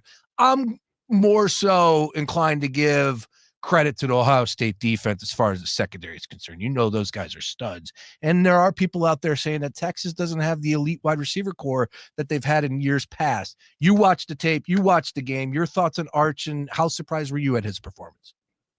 Yeah, I think I was more surprised at the open throws that he missed versus him struggling, because I think whenever you're going to take the reins of a program and your first game is against the defending national champions, it's going to be tough no matter what, on the road, against a team that is experienced, a team that has, quite a few guys coming back as contributors on defense, especially. It's going to be tough no matter what. But I think was more surprised just the lack of rhythm that he had throwing the football. Everything seemed a little late. Just everything seemed, he wasn't under control. His feet was in the pocket, just was unsettled. So I got to give credit to Ohio State making him uncomfortable. But I mean, the first play of the game, he had a wide open crossing route that he just skipped into the dirt, and that was just one of those things that the nerves got to him, the moment got to him. And I think it just shows that we don't know until you take the field, man, and as much as talent that you can have and all those things, like, you're not going to be, it's very rare that a guy hits the ground running, let alone against one of the top teams in the country off the bat. So I think with Arch, the hype didn't match the sample size he had, because I think he had less than 100 pass attempts coming into the game.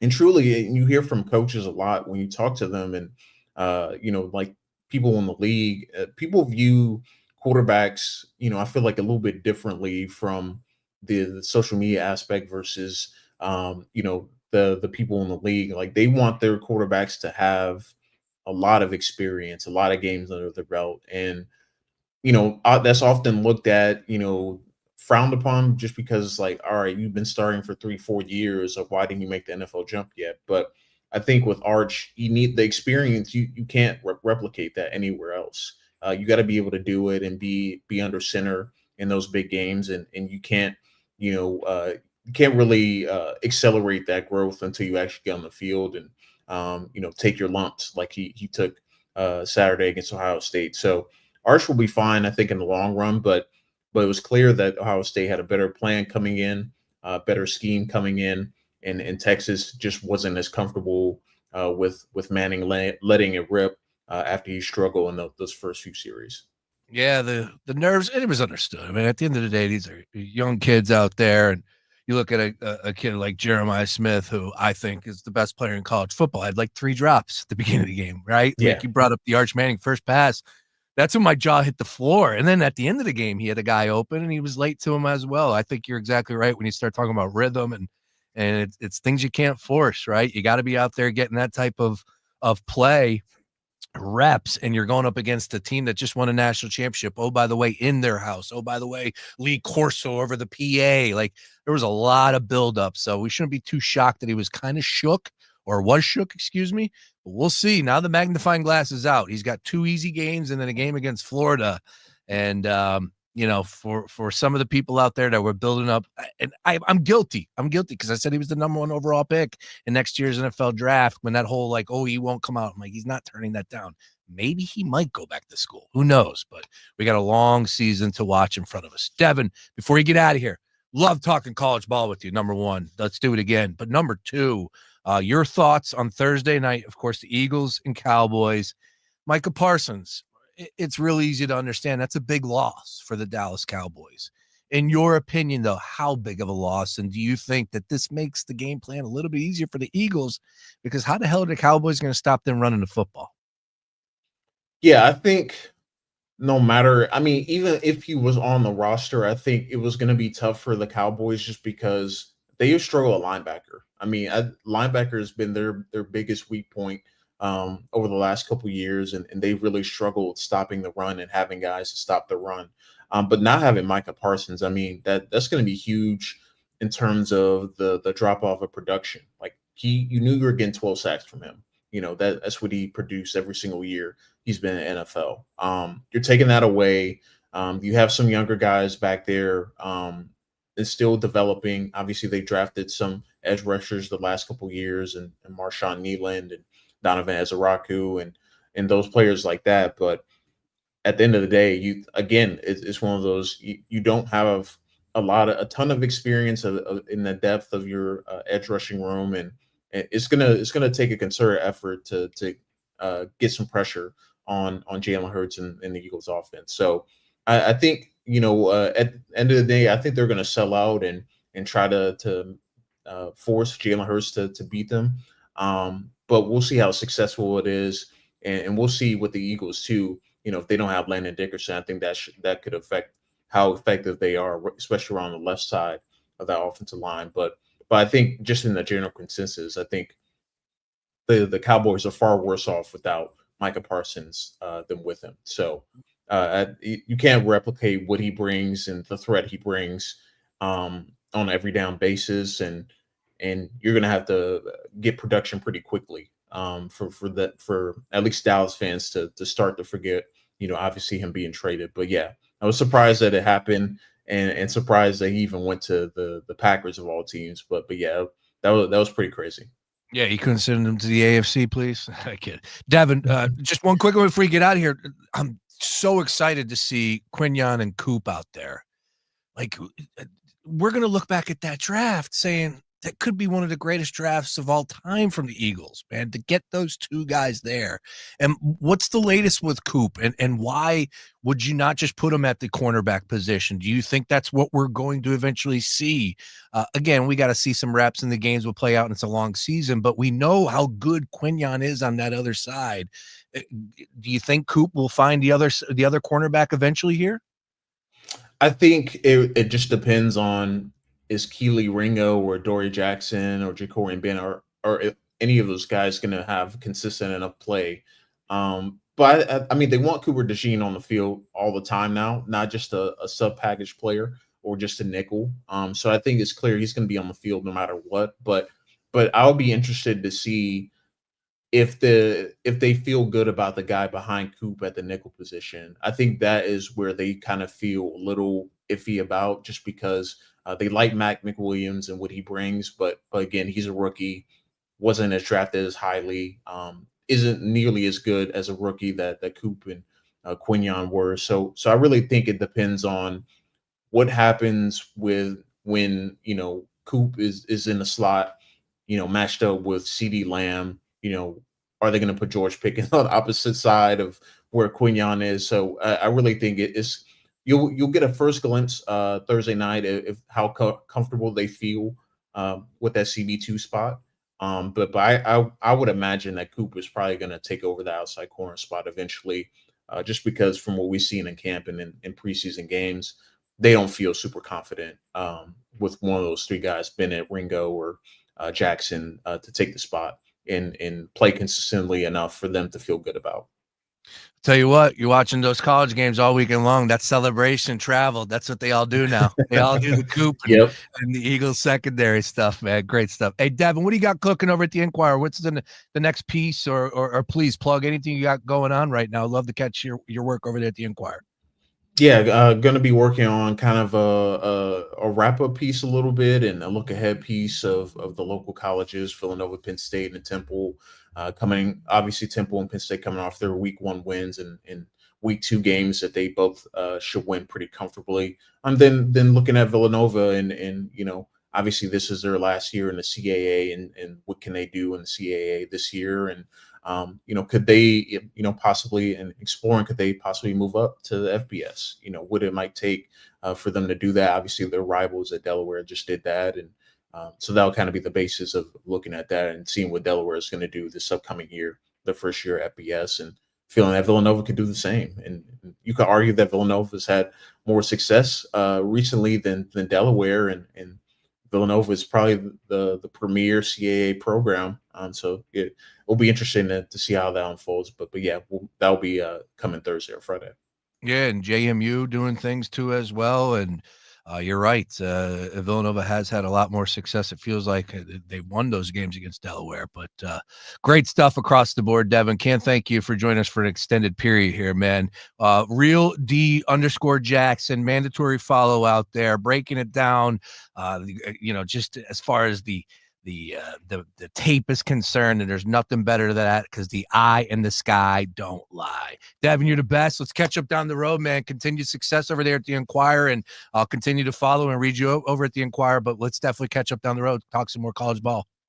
Yeah, absolutely. Thanks so much again, Sean.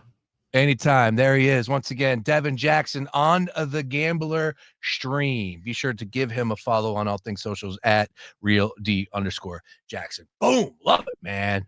Get the juices going. Breaking it down. He said offensive line. He likes breaking down the boys up front. Come on. That's what I'm talking about. I love those dudes that get in the film room and just break it down and put those clips out there. And it's like, and not the hot take stuff. No, it's, hey, man, this is a player. Watch this rep right here. Watch this bend, him getting around this tackle. Look at him in the backfield. Look at his head's up. Look at the ball down the field. Yeah, he chased him. I love that stuff. It's football season. I woke up this morning with a new energy. I texted the crew at like 6:30 in the morning. Boys, let's go. It's football season. This is why we've been lifting those weights in the off season to get ready right here, right now. Eagles kick off on Thursday. College football front and center for us. Thursday through Monday. I'm shaking. I'm going through withdrawals. We don't have a college football game tonight. I might just have to throw on the SEC network or the ACC and watch a replay of a game that took place over this weekend.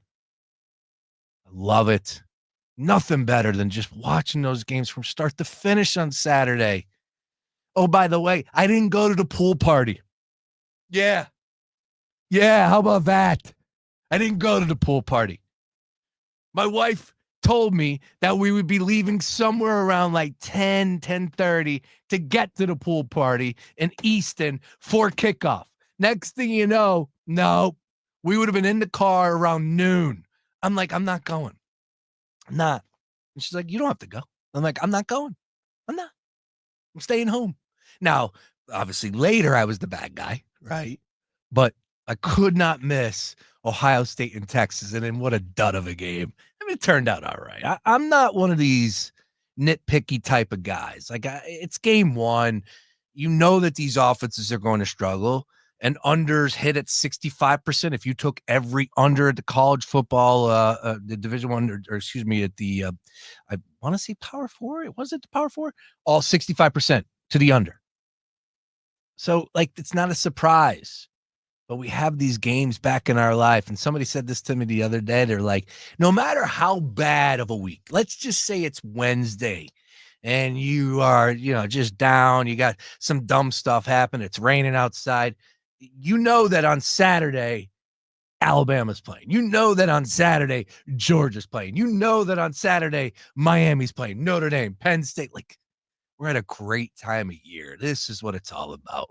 And I'm telling you, the crew here, we love it. We eat, sleep, and drink this stuff, and we're all over it this football season. We'll be live on Saturday at 3:30 with the College Football Rundown Show. Of course, Mark Henry Jr. is live every Saturday, setting you up for success from 11 to 1. We're live at Park Sportsbook Casino from 9 to 11 with Dick Girardi and Mike Kern. They're hitting the card with John Jansen.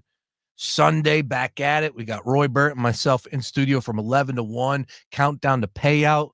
Natalie Eganoff's going to be doing an hour for us, still trying to get the ink dry on the dotted line, but we'll be bringing that to you. It's going to be a fun football season for us, and that doesn't matter. Yeah, the Eagles play on Thursday. We are live on Sunday this week, and will be every Sunday moving forward from 11 to 1 right here on Countdown to Payout. Myself, Roy Burton, and the Gambler Gang included. We're going to be hitting on fantasy. We're going to be giving you props, all the right information as far as weather and everything along those lines, injuries, active, depth charts, you name it. We're going to be hitting on all in those 2 hours. This is the place to be right here on The Gambler. Shout out to Devin for joining us. Of course, Luke Arcaini a little earlier as well. 5 o'clock hour, my guy, Scrub Daddy. Yeah. This dude's a trillionaire. I don't know, maybe billionaire. I don't know, millionaire, whatever. He's a millionaire. I know that much. Yeah, I shook hands with a millionaire earlier today. This dude's global. Scrub Daddy. Back in 2012, he created this, went to Shark Tank. Next thing you know, every house across the country has one of these. Aaron's going to join us, the man who created it all, diehard Philadelphia sports fan. He's in studio with me at 5 o'clock. And then speaking of Orion Beef Coil, as I said, we do a show called the College Football Rundown. Well, we went live on Sunday with everything that happened, of course, recapping. So I took a lot of the big talking points and breakdowns from some of the big games, and of course, fast forward it to some of the lines for week 2. That's coming your way at 5:30. As always, if you missed anything, you can find all of our podcasts on our website at foxphlgambler.com. On the other side, some other odds and ends from the weekend. If you missed it, I was yelling about Lee Corso and what took place there. Did you see he was perfect with his picks? 6-0. Never ATS, though. It's my only hate. It's my only hate. Am I allowed to say? I kid. He's 90, Brace. Take it easy. No. That's always been something that we've said for years on the College Game Day. Now, they do pick ATS, I believe, now, but the majority of the time it was money line. Anyway, so we'll talk a little bit more about game day and Corso and how amazing that was to put that over the PA at Ohio State. Goosebumps even just bringing it up right now. How about the kick? I think that should end College Game Day from here on out. No more. They're not going to do the mascot head reveal. Of course, that was Corso's deal. He's going to take that with him, and that's the right move. How about we end game day with the kick? I think the kick is great television. Talk a little bit more about that. And also from the television world, I thought your boy was a dud. Yeah, everybody's favorite, David Portnoy. I didn't think it was all that good. And the television show today seemed kind of boring as well. I'll give you my take on what is cooking over there with Fox. And again, it's day one. It's game one. You got to give everybody an opportunity, right? Although, I bet you those Barstool people would be firing after one show. I bet you those guys don't err on the side of caution. Like, you know what? Give it a shot. They got to get warmed up. They got to, find their groove. I bet you those things aren't being tweeted from that account. So, just got to hold you to the same level playing field. That's all. And I thought it was a dud. I tuned in and I'm like, all right. You just know what somebody has. And what I mean by that is, can they talk ball or are they just hot air and yelling? And I think we got our answer with Portnoy on Saturday. I got a breakdown on that one, plus some other odds and ends. And, oh, by the way, a message from the Philadelphia Eagles that I'm sure is going to go over really well. More Daily Ticket rolling on. Back after this. From Tuscaloosa to the Big House, Saturdays start here. Howard flips it. Smith's got it, and the freshman just waltzes in as the Buckeyes score. Your home for all things college football coverage. It's The Gambler. I have heart failure, and being out of breath all the time was just too much. I also have other symptoms like carpal tunnel syndrome and lower back pain, and I thought something's really off. That's why I talked to my cardiologist about ATTR-CM, or transthyretin cardiac amyloidosis. ATTR-CM is a serious heart condition often accompanied by other non-heart-related symptoms. It's a condition that gets worse over time, so starting treatment early is important. Talk to your cardiologist today to see if you have ATTR-CM. Vindamax, tafamidis, is a prescription pill taken once a day to treat adults with ATTR-CM to reduce death and hospitalization for heart problems. Tell your doctor about all your medications, medical conditions, and if you have liver problems, are breastfeeding, pregnant, or plan to be. There are no known side effects with Vindamax. For prescribing information, call 1-877-278-9632. Learn more at Vindamax.com. Ask your doctor about ATTR-CM. Sponsored by Pfizer. Do Crohn's disease or ulcerative colitis symptoms keep coming back? Tremfya guselkumab may help, with rapid remission achieved at 12 weeks and lasting clinical remission at 1 year. Some even saw visible improvement of their intestinal lining at 12 weeks and 1 year. Tremfya is a prescription medicine used to treat adults with moderately to severely active Crohn's disease and adults with moderately to severely active ulcerative colitis. Serious allergic reactions and increased risk of infections and liver problems may occur. Before treatment, your doctor should check you for infections and tuberculosis. Tell your doctor if you have an infection, flu-like symptoms, or if you need a vaccine. Healing is possible with Tremfya. Approximately 3 out of 10 patients were in endoscopic remission at 1 year, based on areas visualized on colonoscopy, which may not represent the deeper bowel layer or entire GI tract. Individual results may vary. Ask your doctor about Tremfya today. Call 1-800-526-7736 to learn more or visit tremfyaradio.com.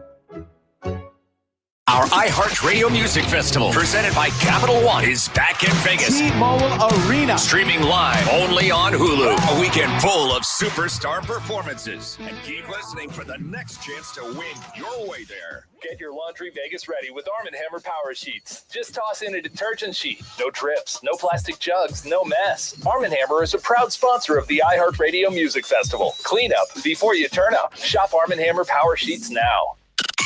Fox Sports Radio, The Gambler. Now, total traffic for Philadelphia. If you're heading towards the Lehigh Valley, it's jammed but getting slowly better on the Northeast Extension northbound between Quakertown and Lehigh Valley. A doused truck fire is off on the shoulder. All travel lanes now are open.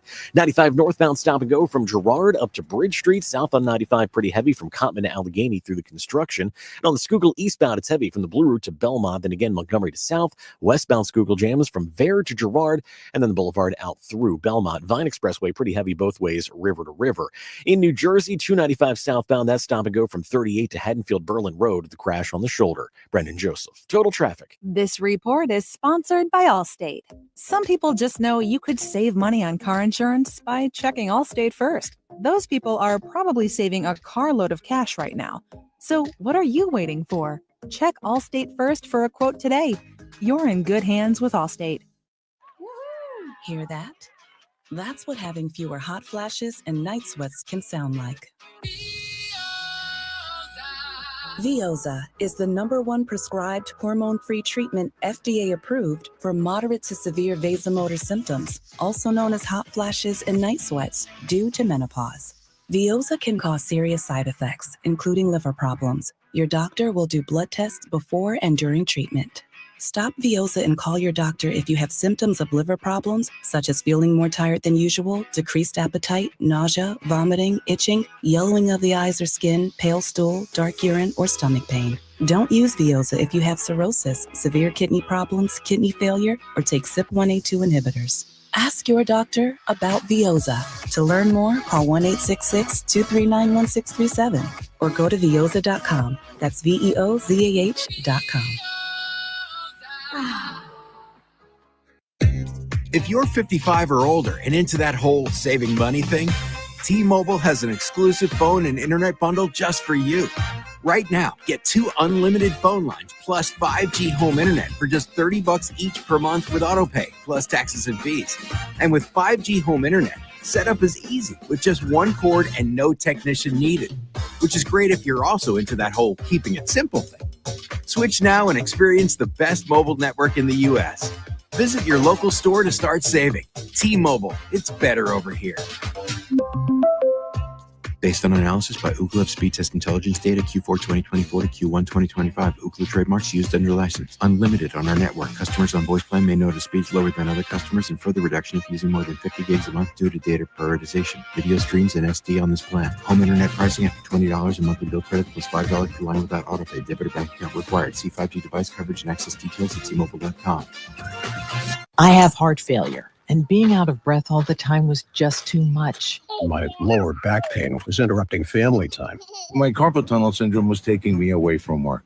That's why I talked to my cardiologist about my symptoms. That's why I talked to my cardiologist. That's why I talked to my cardiologist and discovered I had ATTR-CM, or transthyretin cardiac amyloidosis. If you have heart failure and new or worsening symptoms, it could be ATTR-CM. ATTR-CM is a serious heart condition often accompanied by other non-heart related symptoms. Talk to your cardiologist today and see what's possible. Vindamax, tafamidis, is a prescription pill taken once a day to treat adults with ATTR-CM to reduce death and hospitalization for heart problems. Tell your doctor about all your medications, medical conditions, and if you have liver problems or breastfeeding, pregnant, or plan to be. There are no known side effects with Vindamax. For prescribing information, call 1-877-278-9632. Learn more at Vindamax.com. Sponsored by Pfizer. Yep, I'm looking at the pages right now. Thomas's translation company just lost its only 2 Spanish speakers. Without the right replacements, he'll be in problemas. Yeah, we'll have those ready. Tonight's going to be a late one. Indeed can help him hire great people fast. I need Indeed. Indeed you do. With Indeed Instant Match, we immediately show you quality candidates whose resumes on Indeed meet your sponsored job description. Visit Indeed.com/credit and get $75 towards your first sponsored job. Terms and conditions apply. Hey, man, you all right? Need me to call 911? No. Call Top Dog Law. Get top dollar for your accident at topdoglaw.com. Once again, that's topdoglaw.com.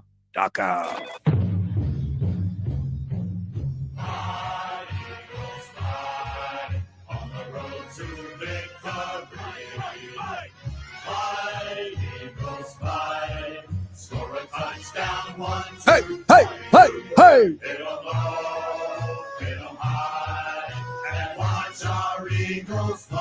Let's go.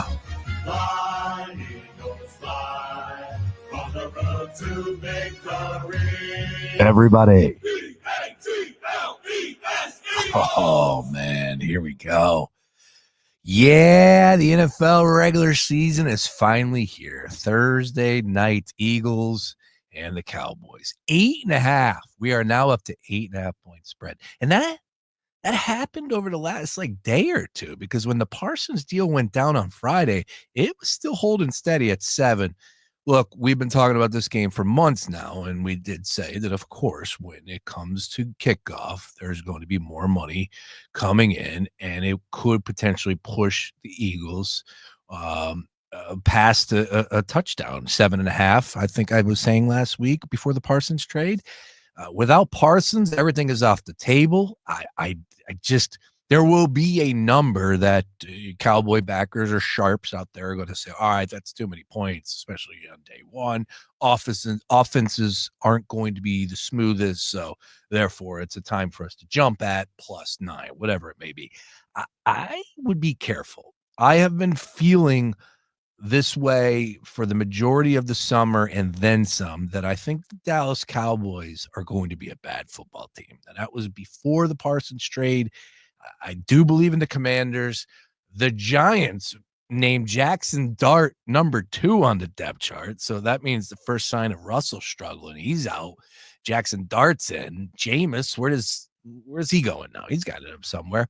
Anyways, I just think that the Dallas Cowboys are going to be a bad football team. Brian Schottenheimer, first time, no run game. And again, on defense, I think that they're going to be struggling. So at best, you're looking at, hopefully for some people at their fantasy perspective, that they'll be the Cincinnati Bengals light from last year, where they ripped it up throwing the football but couldn't stop anybody. But I don't even think that that's going to be the case, because like I said, there's not a lot of run game happening for the Cowboys. Long way to go. Game 1, though, 8.5. DraftKings Sportsbook.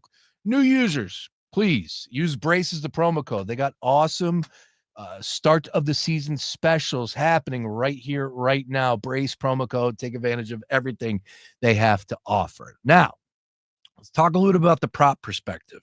For my money, I think this is going to be a heavy Saquon Barkley type of game.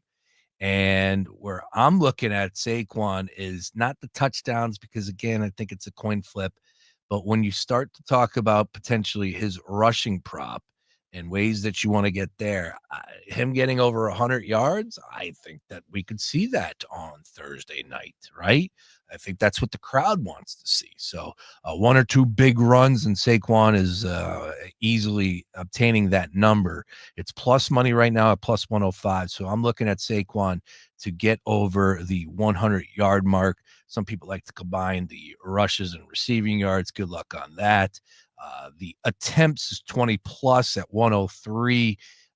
You would probably think that would be a little bit more, but I think that that's going to be the number somewhere around there. So it wouldn't surprise me if he does get to a 20 mark as far as rushing is concerned. Shipley is a name to keep our eyes on, though, just from the simple standpoint of rushing. I'm not looking at touchdowns, not looking at attempts, but he's a guy that could shake it up and break one and get that burst. And I think he's going to be the number 2 as far as backing up. Saquon, I would look at him, but nothing is listed at this point in time for Will Shipley. Now over to the wide receiver side of things. Devontae Smith in there at 60 plus receiving. That is at plus 111. AJ at 80 plus 120. Dallas in there at 60 plus. It feels like last year again, but it's even tougher because it's the beginning of the year. CeeDee Lamb at 80 plus at plus 115. And no George Pickens. Why is he not listed? Or am I drawing a blank here? Receiving. Oh, there he is. I'm sorry. 60. That's an obtainable number. He's a damn good receiver, and he's a guy that can go up there and get the high point attack, over the shoulder catches. Not to say that I think he's going to get that number, because I just think the secondary is going to be difficult to deal with, and especially in week 1 here.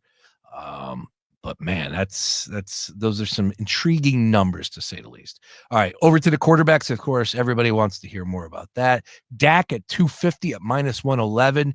Jalen Hurts at 220 at even money. So over 220 passing yards at even money. I would almost say take the under on that. I really do. I just think they're going to run the football down their throats.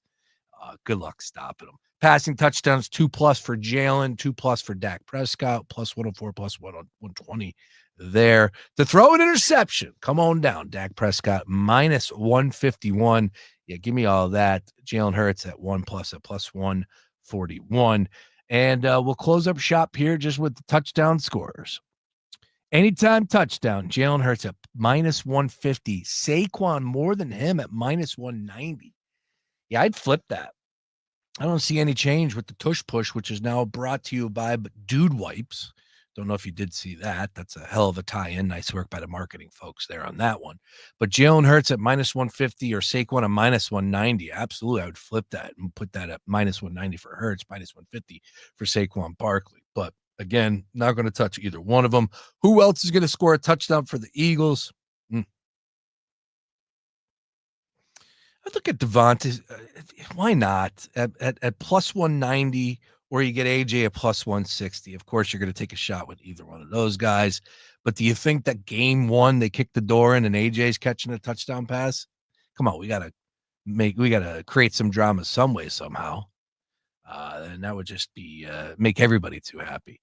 2 touchdown scores, 3 touchdown scores. Everything is available at DraftKings Sportsbook. Just to let you know, they do have something cool happening this year with the ghost leg. Yeah, all you got to do is place a wager. You get a ghost leg token. This is for same game parlays. And if your 3+ leg parlay misses by 1, that leg disappears and you get paid in cash. So no bonus bets, nothing. Credit to your account. Boom. That's a ghost leg, and it's something different that DraftKings is trying out there. So build your own ghost leg parlay or pick from their playbook that fits your betting style. Good luck on all of that. And once again, brace as the promo code. All right, 5 o'clock hour on the other side. Today was a lot of fun. Trust me, don't touch that dial. Mr. Scrub Daddy himself, Aaron Krause, he's going to join the party. He comes up, talking little Eagles. We get the backstory on all things Scrub Daddy. Yeah, I was wondering how this came about. And I'll tell you what, it's a great story, something that I never knew. Oh, by the way, Scrub Daddy is the #1 success story in Shark Tank history. Now, he says that they claim some other things, and he's going to break it down for you on the other side on why he still believes that Scrub Daddy is the number one success story on all things Shark Tank. Still going strong, season whatever, who knows how many seasons they've been doing it. But still a good television show to stop on and enjoy. All right. Also in the 5 o'clock hour, you're going to hear more college football breakdown. Myself and Beef talking all things college football from the weekend. Don't touch that dial. Back at it tomorrow. We're ready to roll. We got a lot to get to as far as predictions. So we're going to lay out the division winners. We're going to lay out how the postseason is going to play out. We're going to lay out the Super Bowl championship. And oh, by the way, it's Jalen Hurts again. And Jalen Hurts in the MVP again. And the Eagles getting the job done again. That's how I believe that this is going to break out again this year. Did have the Eagles win the Super Bowl last year over the Kansas City Chiefs, if anybody cares about that. A lot of people did, especially in this town, but still not easy to put your money where your mouth is and cash a bet like that before the season even starts. So I don't give a damn. That is something that we will pat ourselves on the back to have. But the Eagles, running it back again, winning another Super Bowl. I have that. But we'll go over all the awards as well. Offensive Rookie of the Year, Defensive Rookie, players on both sides, and the MVP, and then so. We got a lot to do tomorrow. Look forward to doing it right here at 3 o'clock. Tell a friend, let them know what we're doing. Talking some college football, some football, staying up to date with all things Phillies, MLB, and more. It's the Daily Ticket. Don't touch that dial. More after this. From Tuscaloosa to the Big House, Saturdays start here. Howard flips it.